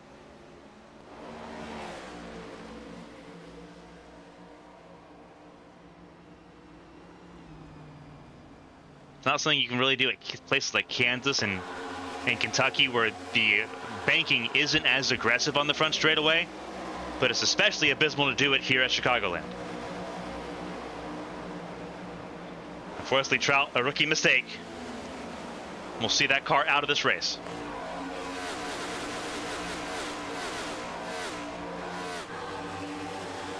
Hagen falling backwards as well. He's falling behind Sienna Thompson, and now Zach Apperson with Blowers trying to now recover. Blowers down in the 16th position. Hagen battling for the 15th position as things currently run. And again, it is not working out well. That outside lane has no progressive momentum at the moment compared to the inside lane, or compared to the outside lane, which has been the go-to lane as the lights have come on. Most of the field on that outside lane. Hagen's had to slide in behind Blauer, so he's dropped down to 16th place.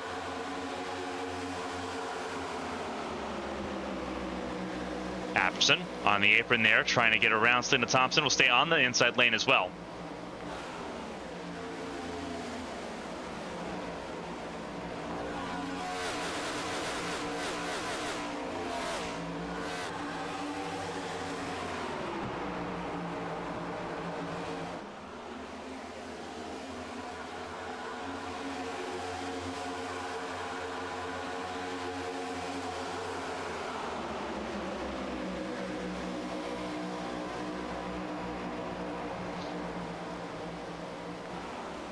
Keep an eye on Hagen, who was dropped down in the 15th position once again. Has gotten back around Apperson. Front of the field. Still a pretty clandestine affair between Proudfoot and Rodriguez. Proudfoot leads the way by about 0.4 of a second over Rodriguez, then Santiago in third, Hunter Peach in fourth, and Susie in the top 5. Boone, Britton, Swatsworth, Height, Gaiman, top 10. Is how everything shakes up at the moment.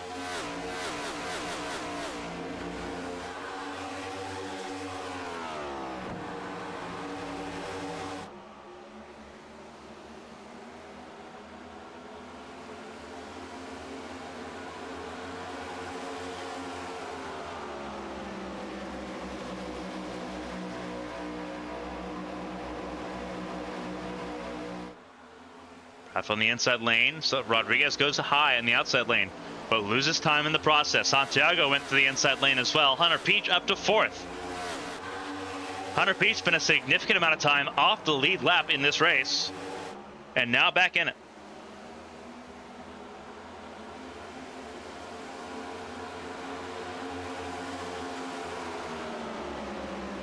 Cars out of this race at the moment, only 2, DJ Trout and Kevin Gibney Jr. That gives us 27 still running, 25 on the lead lap. Swatsworth closing in a little bit, trying to get up to William Britton.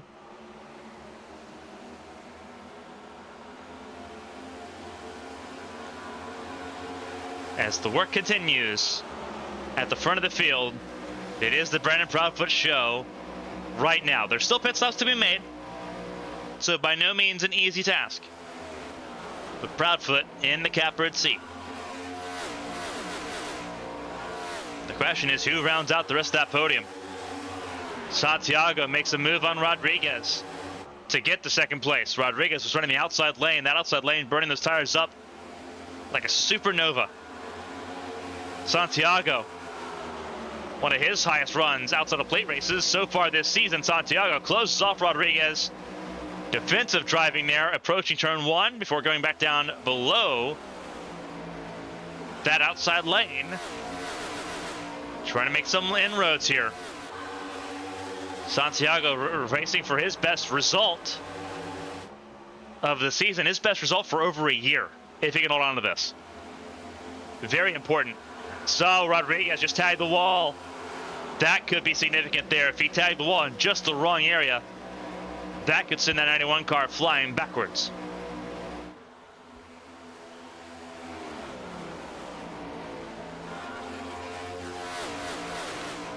Crazy stuff at work. Just ahead of Chad Swatsworth is William Britton. Swatsworth to get around Britton now. So keep an eye on Santiago and company. Rodriguez does have damage. He has fallen down to 6th.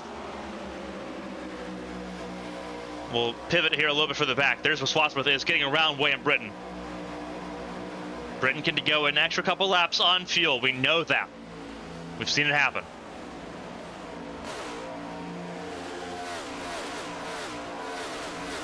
Everyone just trying to make their way around that 68 car. Swatsworth got clear earlier. Then it's Caitlin Height, William Britton, and Josh Gaiman next on that list to try to get around the 68 car.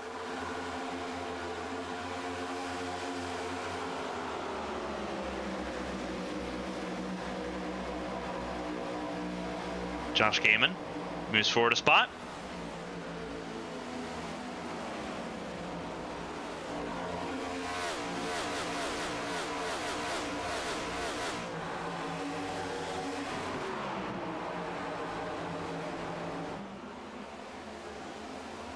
And this is just inside the top 10. Gaiman in 9th, Sasek 210th, battling with John Hagan. As Britton falls slowly further and further backwards here. As things run, Josh Arnold's in the round at 8. But there's still so much time for that to change. We're in the final 50 laps of this race. 2/3 complete.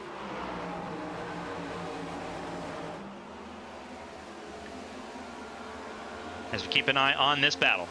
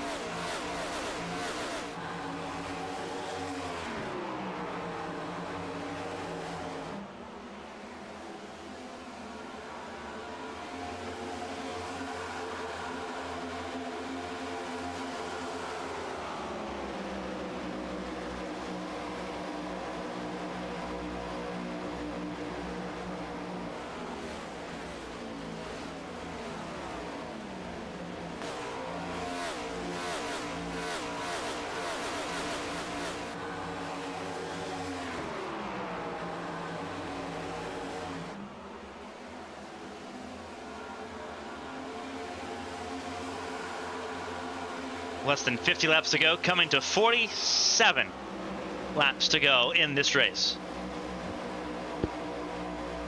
We're just saying I haven't done in a couple weeks. Well, let's crank it up.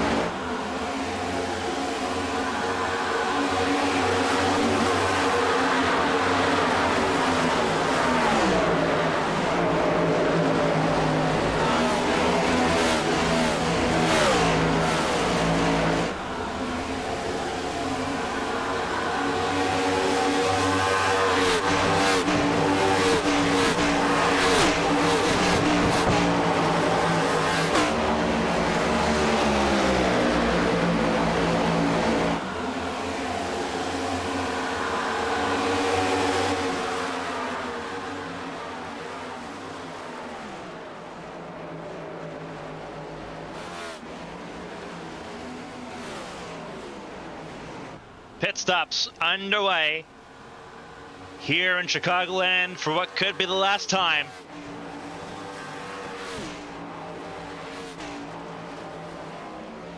It's a very, very busy pit lane. Everyone hoping that it's not interrupted by a caution like what it was last time. But a very busy pit lane to get us through here. In comes the race leaders, Susie, Santiago, and Swatsworth. Josh Arnold will go around and collect some points for leading a lap. Here in Chicagoland, he needs every point he can get. He is on that cut line, and it is a narrow margin at the top.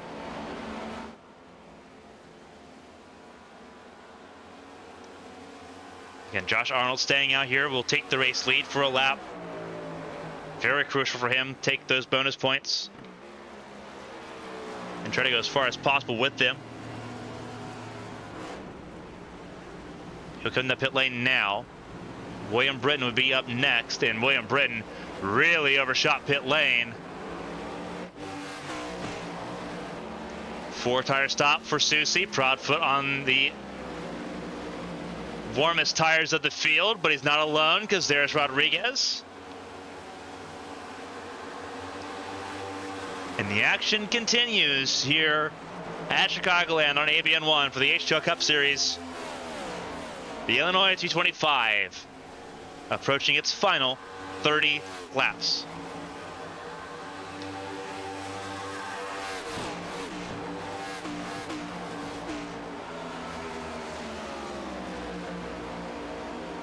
It's been a very fun race so far. See if it ends the way that it's been. Proudfoot has been the domineering force in this race, but he's not been the only force in this race. Rodriguez has shown up as a potential spoiler. Rodriguez, not a playoff driver. Not a lot for him to play for in this, but to play spoiler and to grab his first HTL Cup Series win. That's what's on his mind. Can he follow through? Is the next pivotal question. Proudfoot, Rodriguez, 1-2. Third place, Josh Susie, Hunter Peach in fourth, Matthew Boone. A really good effort by Boone in fifth at the moment as things currently stand. Again, subject to change as most things are in this series. But right now, Boone holding station, and holding station well.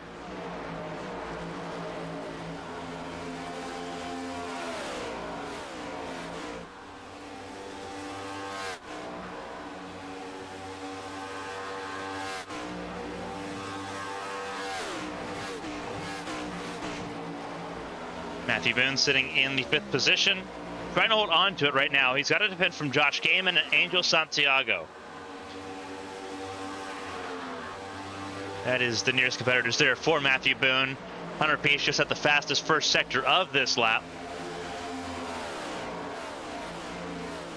See if Hunter Peach can close in. Hunter Peach showing a lot of pace. You want to talk about a driver who's been looking for pace. Hunter Peach, where's this pace been all season long? Fastest lap of the race by the 100 Peach. Trying to close in here, top five, all in the same straightaway. They're all within a second and a half. Really good five-car fight in this.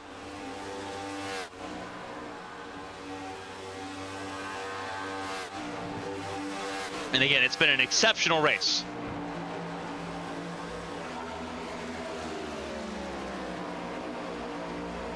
Couple mishaps here and there, but otherwise a fantastic run. Pelletier Sharp, I think, has pulled it behind the wall. I believe her race is done. That'll make her the third retirement of this race with 26 cars still running.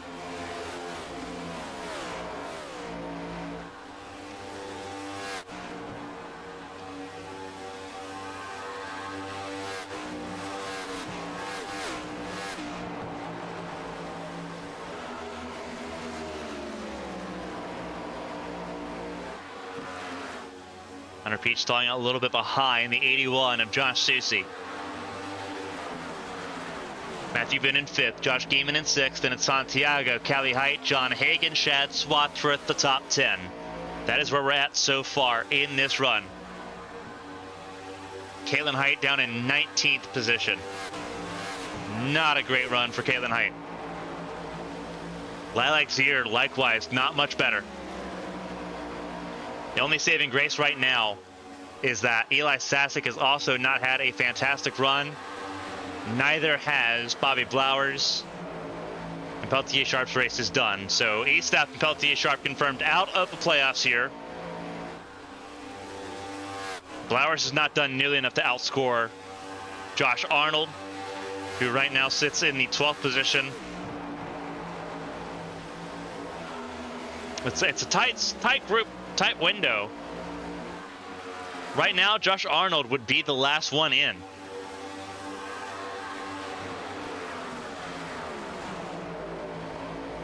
So that's mission critical there. 24 laps to go at the line. Proudfoot and Rodriguez in this battle.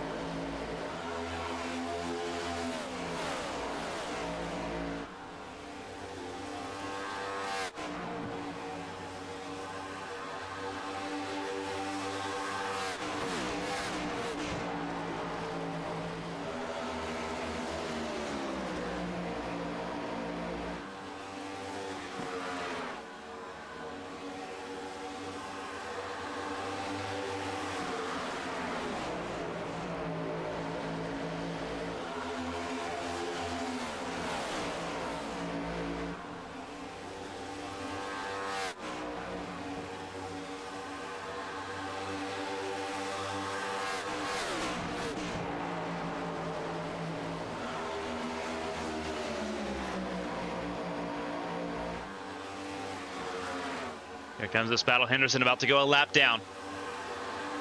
This will throw the entire group together. Susie got to the race lead. Everyone checked up.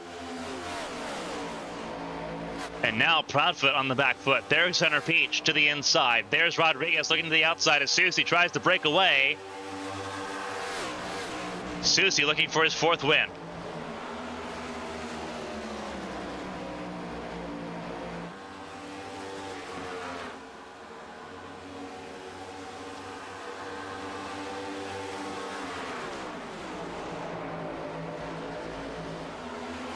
Peach to 2nd. Coming to 20 laps to go. We'll take a final look through the field. Let's start with it. Josh Susie started this race in 9th. Leading now. Has not been any lower than where he started. 12 laps led so far for the mailman. Hunter Peach in 2nd, has not led a lap yet so far. This is the highest he's been, 2nd place at the moment. Started this race down in 27th. What a gain he's made so far. Brennan Proudfoot in 3rd, 76 laps led, most laps led in this race. He's led just over half of this event. But now he is on the back foot trying to defend and trying to hold on to a podium. Matthew Boone in the 4th position. No laps led, has been as high as 2nd in this race. Started this race in 10th, has not been any lower than 12th. One of his better performances so far in this season, but looking for a podium in the season outside of the All-Star race on New Year's Day. Yair Rodriguez in the 5th position. Started 16th, has been as low as 25th, but has also led 11 laps in this race. He's still on the positive, but it's a race that was in his grasp pretty firmly. A little bit for the back, battle for the 6th position between Angel Santiago, Josh Gaiman, and Shad Swatsworth. Santiago was as high as 2nd in this race, started 19th.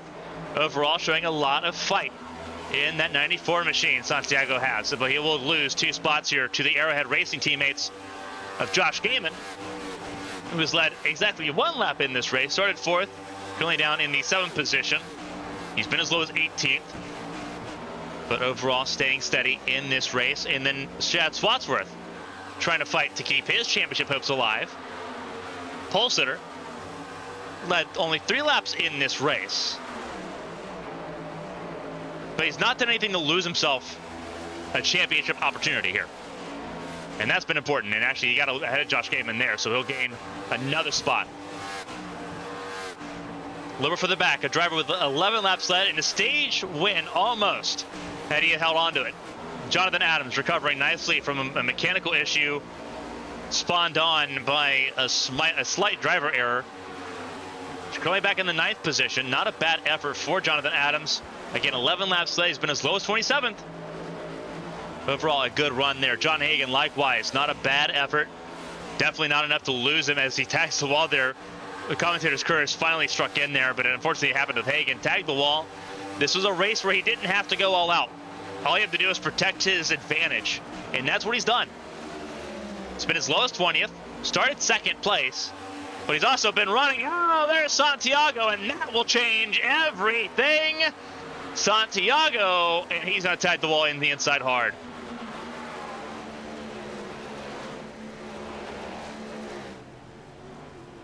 And just as we're running through the field, everything gets flipped upside down. Unfortunate.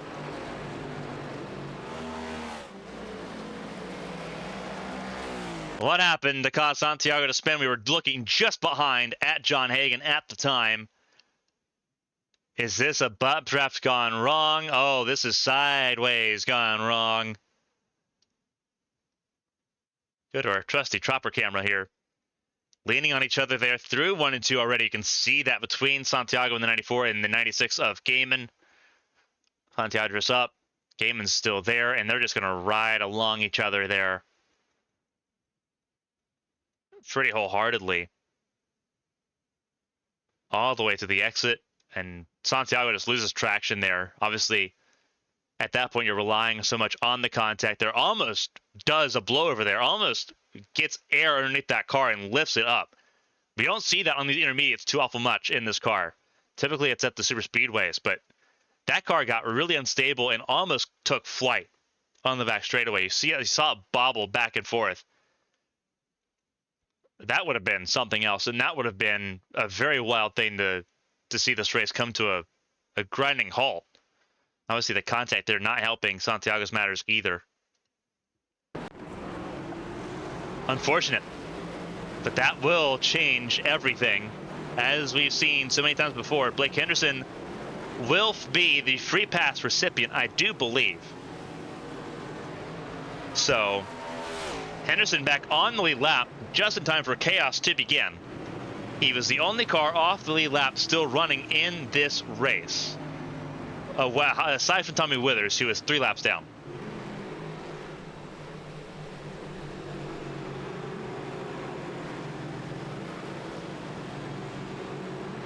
But now we get to rack him up and try again.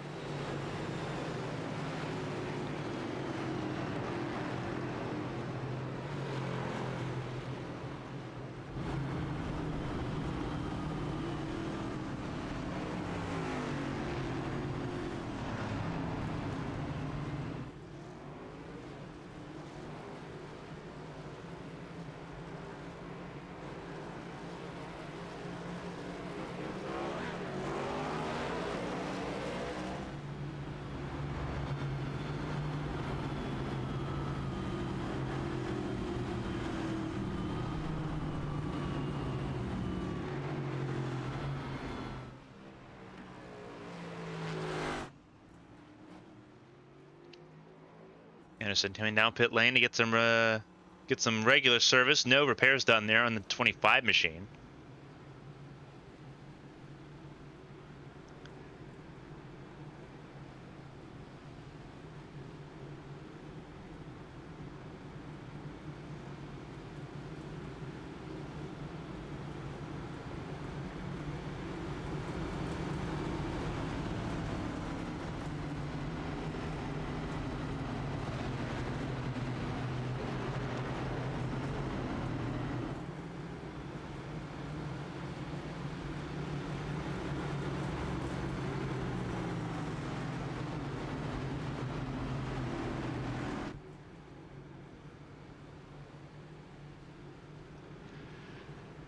right, so who's ready to re-rack this one? This will be a very interesting conversation. 2 tire stops for Hagan and Josh Gaiman, as well as for the 90 of Mark Parkhurst. Everyone else, bar Selena Thompson, on 4 tires, coming to 10 laps to go. Susie, Proudfoot, Boone, Peach, Swatsworth, Rodriguez, Blowers, Adams, Arnold, Kelly, Height, Sasick, Wygent, Zier, Caitlin Height, Moutre, Apperson, Britton, Flores, Henderson, Santiago, all on 4 fresh tires with 10 laps to go here in Joliet. Is 2 tires the call? Traditionally, the answer to that is no. However, we have 2 drivers that just might be able to make it work at the front of the field. And they are at the front of the field, side by side. On a track where we have seen side draft be a huge determining factor as to who, if anyone, can make a pass. So let's see how this one plans out. It's been a phenomenal race so far. Whatever happens from here is going to be pandemonium. Is it good or bad? Will the drivers be the artists and the audience be the judge? The pace car pulls the left-hand side. Hagan and Gaiman will lead us to green. We're back underway. 10 laps to go.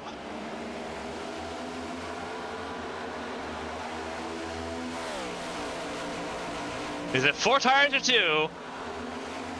Early indication means it might be 4 tires, depending on how Susie can get around. Will they have time to worry about it? Hagan still looking for his first HTL Cup Series win. It has eluded him so often. It eluded him on Friday. Fuel mileage was the name of the game there. Does it elude him here tonight?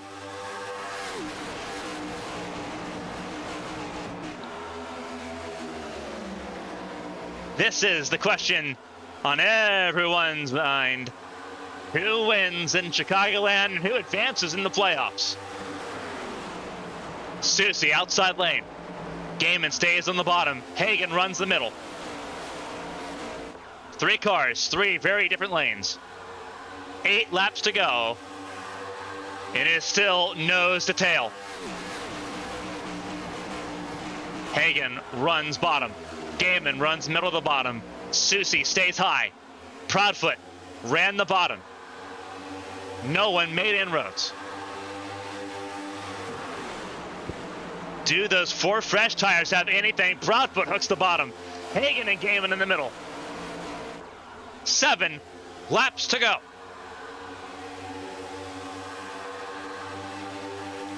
The bad blood between Gaiman and Hagan has been documented. The whole reason Gaiman is on Arrowhead is because he left Stepping Stone to get away from Hagan. Trouble! Rodriguez! No caution, there it is. Caution out, we'll rack up and try again. Rodriguez and Peach are the 2 involved in this one. We will not have a green light checkered. This will be a natural attempt to finish this race under regulation.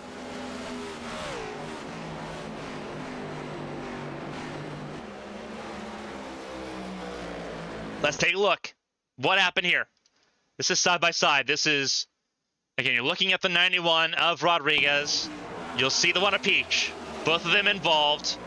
Do they get into each other? No, not initially. Rodriguez bounces off the side of Matthew Boone. And Peach, nowhere for him to go. Peach almost got T-boned by a couple of different cars there. Caution comes out there. Ultimately, not a lot of damage involved. Most of it's going to be on Boone and Rodriguez. And this is going to be interesting.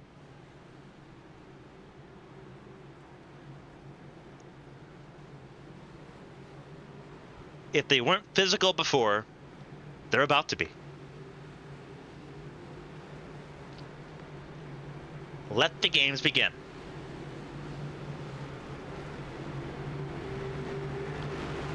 Is Hagan, then Gaiman, then Susie, Proudfoot.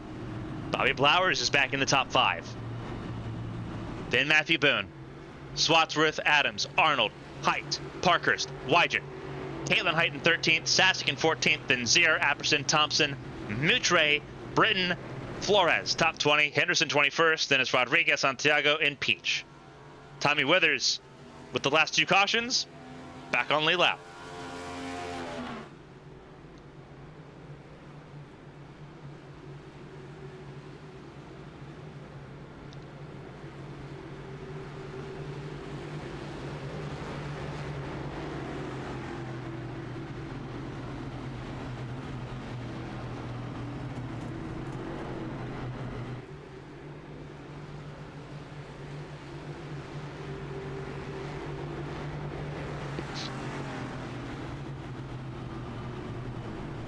Again, we're not expecting this to be a green-white checkered attempt.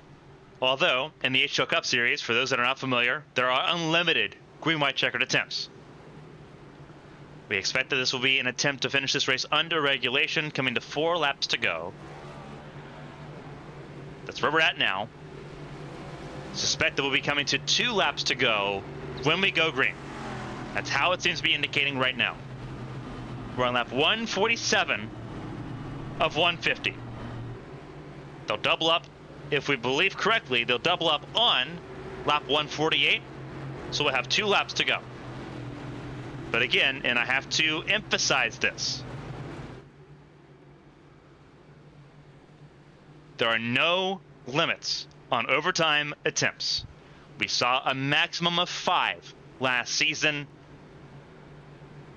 Do we see green-white checkered attempts? Do we see overtime attempts tonight? John Hagen was denied on fuel mileage on Friday at this very track. Strategy's got him to the race lead. Can it keep him there? 2 sides, 2 right side tires for both Hagen and for Gaiman. They will line up on the front row alongside each other tonight. Hagen chooses the inside. Gaiman on the outside lane. Then it's Susie and Proudfoot. Susie's been aggressive, but is he on the right side that he wants to be in? Proudfoot seems to be better on the inside lane on these restarts. What does this mean? Where does Blowers line up on all of this? He's going to be in the inside lane. Is that where he wants to be? What about with Matthew Boone in 6th? Then you have Swatsworth, Adams, Arnold, Callie Height in the top 10. So many pieces to shake out here in what could be just 3 miles of racing.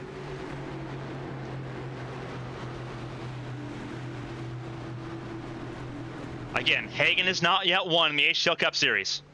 How sweet would it be if he could do it tonight? In a race where there's relatively nothing for him to really fight for. He was already pretty well safe into the round of 8. Everyone gets caught up here. This is where Bedlam can begin. We see it pretty often here. Pressure can see to turn rocks into diamonds or diamonds into dust. Who shines like a diamond tonight under the lights in Chicagoland? The pace car pulls off for what could be the final time. 3 miles of racing to go. Green flag is in the air. Hagen gets clear of Gaiman, but it's Susie you have to worry about. Susie got right there underneath Gaiman. Do they have enough time to chase Hagen down? They've got to make it to the white flag for this to be official. Susie to the inside. Oh, he's close. Very, very close. They're coming to the white flag. 1 lap to go. All to play for. Hay is going to make that 64 car as wide as possible. Are they going to go 4 wide out of 4? They're 4 wide out of 2. Blowers to the inside. And they survive it. Blowers from 5th to potentially 2nd. Hagen wins at Chicagoland, and they wreck hard behind.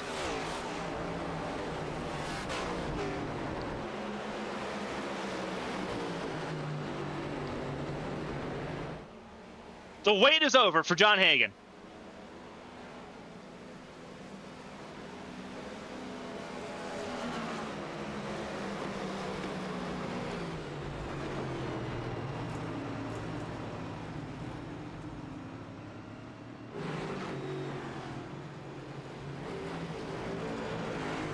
John Hagen, your race winner in Chicagoland.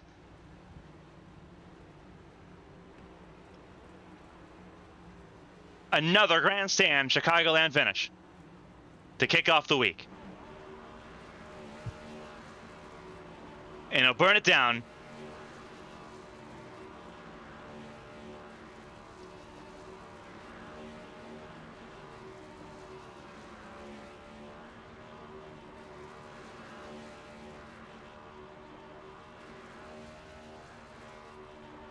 Phenomenal stuff for John Hagen.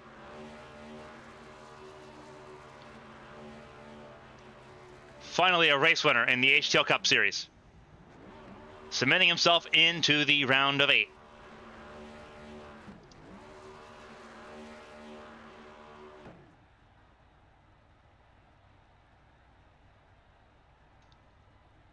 With Watkins Glen next week.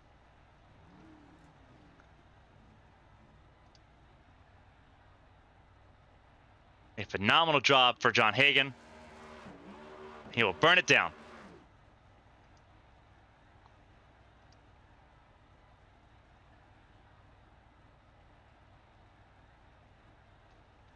We'll talk to our podium finishers here in just a moment. What a race. Chicagoland does not disappoint. We've got 2 more nights of it.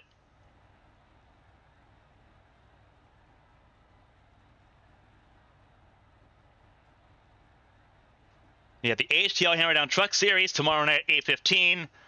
And then the start of the ABN Champ Car World Series season, the main event of the week on Wednesday. What a way to get us into the week. Absolutely phenomenal stuff there. John Hagen, race winner tonight. Again, we'll try to hear from our podium finishers here tonight. That is John Hagen, Bobby Blowers, and Josh Susie. What a race. What a finish.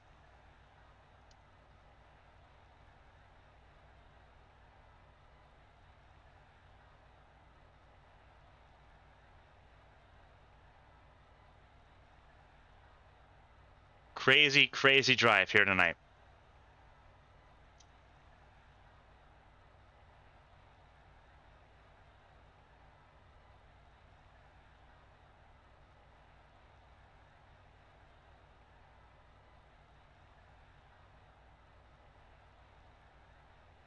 And we'll try to hear from the finishers here tonight.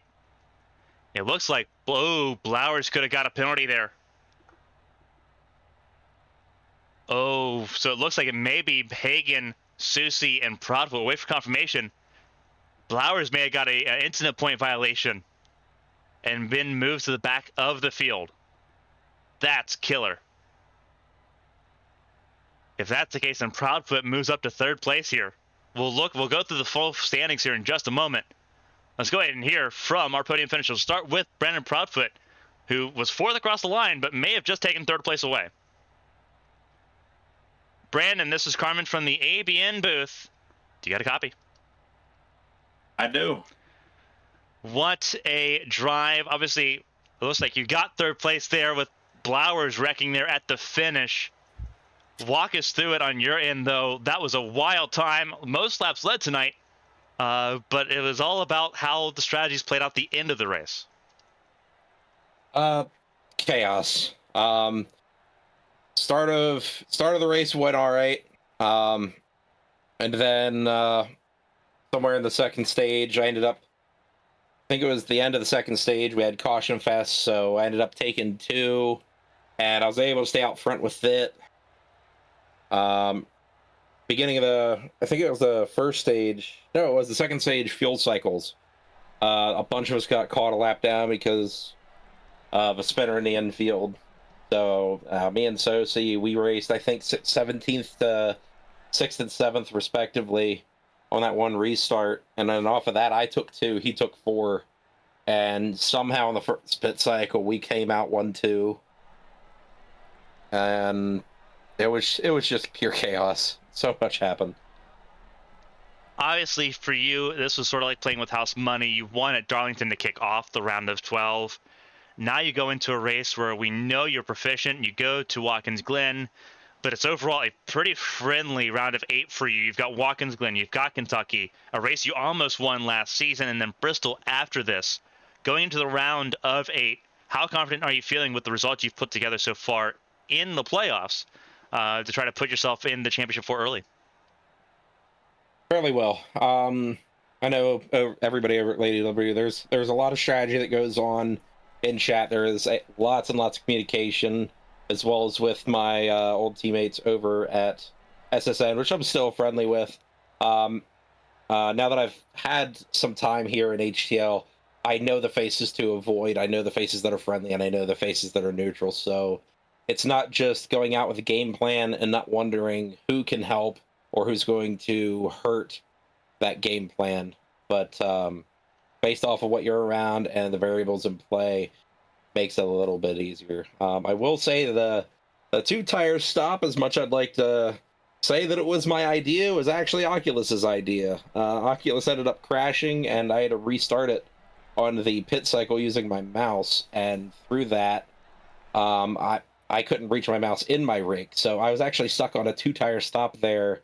So as Bob Ross would say, we don't make we don't make problems. We make happy little accidents.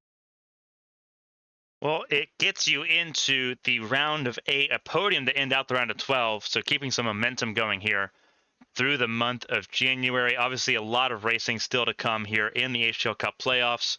Before we let you go and let you get ready for the week ahead, obviously you got racing on Wednesday as well, racing in the dirt scene there for ARCs.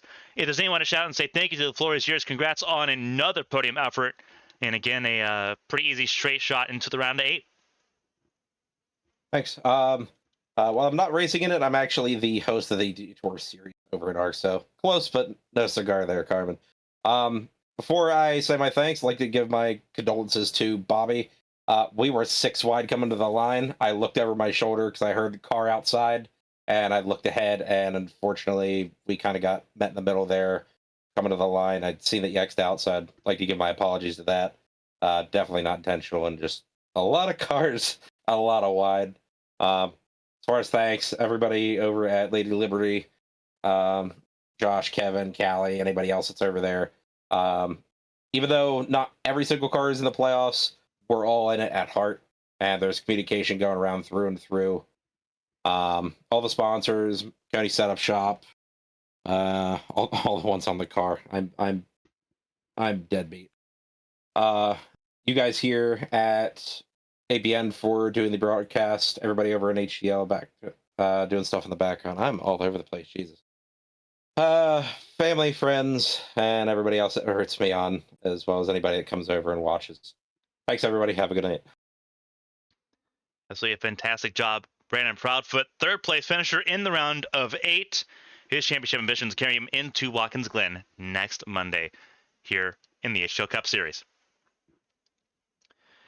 Moving on, we'll talk towards the second place finisher. We'll talk to Josh Susie, who had a wild run here tonight. Josh, this is Carmen from the ABN booth. You got a copy? Yeah, I gotcha. That was a wild ride. Riding on board here through in slow motion some of the final laps here. Second place finish. Moving on into the round of 8, keeping your championship hopes alive. They seem pretty safe going into the night, but walk us through it. That was a wild run, 4 wide, that entire final run. Yeah, I just did everything I could, put in the position I was in. I kind of felt like I got robbed twice tonight, but yeah, I did everything I could, and 2 tires worked. Obviously, this was a phenomenal race. Just overall, it was a race a lot of people had marked on their calendar for the racing that we saw tonight. Obviously Kentucky's up next, the last really big intermediate race, and they race pretty similarly compared to what we saw last season. It looks like the trend's set to continue. With that in mind, you look at Kentucky, a race that kind of sits right in your wheelhouse of intermediate tracks that require a little bit of finesse to it. you're 3 wins in on the season already. Is Kentucky a place you look at as being a potential 4th race win for you to punch your ticket into the championship for? Or is it one of those things where it may be Watkins Glen or Bristol to give you the best chance? It's probably not Watkins Glen. I expect to have a decent run there, but we definitely got some road course specialty drivers in the league. Top 5 there would be pretty good. And then everywhere else, I feel like I can win. It's just a matter of all kinds of factors. Actually getting a decent setup would be nice, especially with the fuel limitations that we run. It just makes these things so tight. And depending on the track, it kind of just puts you on rails with everyone else, and you got to defend and then try to save tire at the same time. It just makes everything infinitely more difficult than it needs to be. And then, like tonight, you get caught out twice on strategy because of other people's incidents on track. I was able to overcome one, get back up to the front, made the right pit calls, checking out, smooth sailing to the checker flag. But of course, we couldn't go green. And then, like I said, 2 tires with 20 lap lefts somehow worked. So can't be mad at them for using it and it working, but you can certainly be very disappointed in the circumstances themselves. Well, you get a chance to put it behind you and reset here with the round of 8 beginning next week. Before that, you go and let you get ready for those next 3 races coming up. They're going to be oh so critical to your championship ambitions. If there's anyone to shout and say thank you to, the floor is yours. Congrats on the 2nd place finish tonight. 19 laps led and a very consistent night for the 81 car. Yeah, I appreciate that. Yeah, everyone obviously at Lady Liberty, and we work as always really well as a team. Me and Brandon week in, week out, showing up at the front and letting everyone know that we're gonna have to be dealt with. So we just got to take care of what needs to be taken care of to get to that Final 4 race, and then hopefully it can come down to us duking it out. But that's pretty far in the future. So we got to take care of business to get there first. For the most part, great race. Everyone in the room doing the best they could with the circumstances and the track conditions and the setup. And admins, all the behind the scenes stuff as always. And then you all for the broadcast do a great job, regardless of the series or circumstance. You guys make sure to keep it entertaining, even when we're having some not so good races. And then hopefully, when they are pretty good, that just helps ease things for you. So, we showed up, we did what we could, we moved on to the next round, and then that'll be our focus. So, yeah, we'll show up next week, see what we can do. Absolutely a phenomenal job. 2 cars for Lady Motorsports on the podium. Josh Susie, 2nd place finish here tonight in the 81 machine, with a round of 8 appearance coming up here next week at Watkins Glen. Enjoy it, and we'll keep an eye on the 81 car.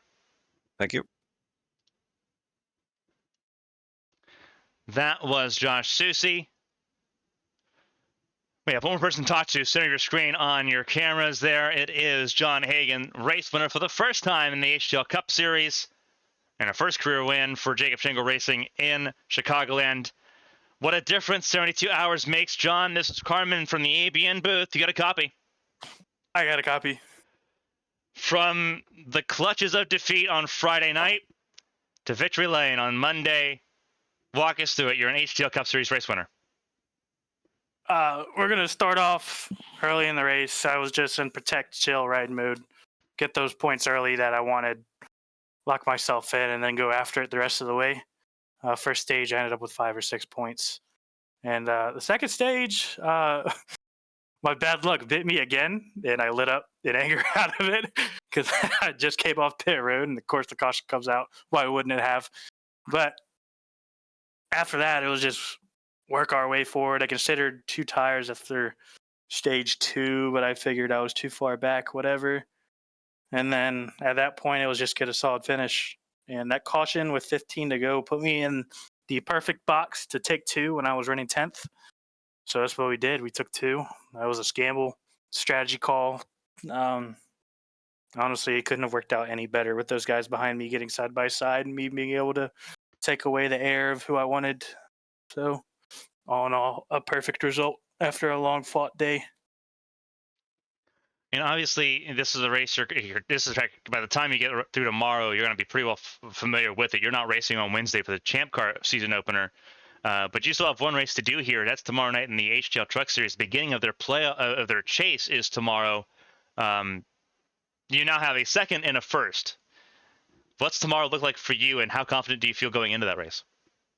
Hopefully we can get one of those two, preferably the first, but second place will always be good. And we're just going to go out and give it everything, and we'll try to get that victory.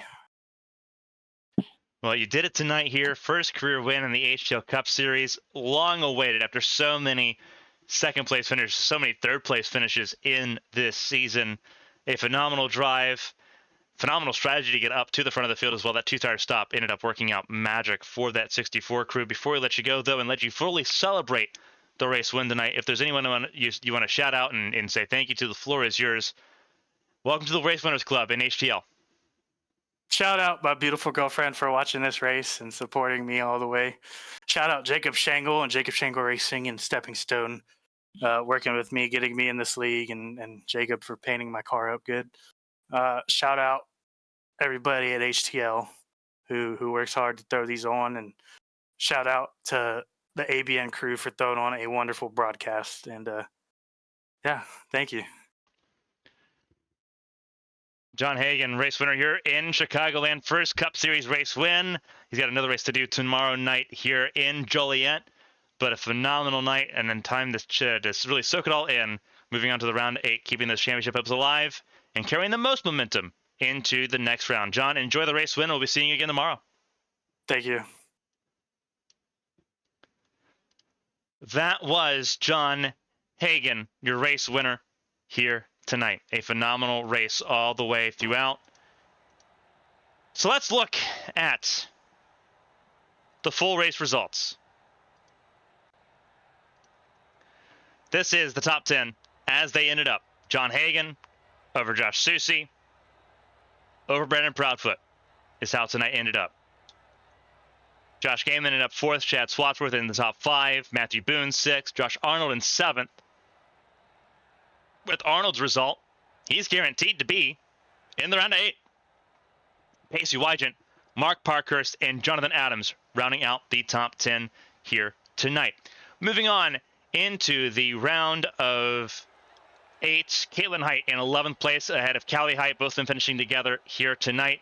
Eli Sassick and Lilac Zier in the top 14 ahead of William Britton, who gets a 15th place finish ahead of Zach Apperson, Ryan Moutre, Yair Rodriguez, Angel Santiago, and Selena Thompson, who rounds out the top 20. A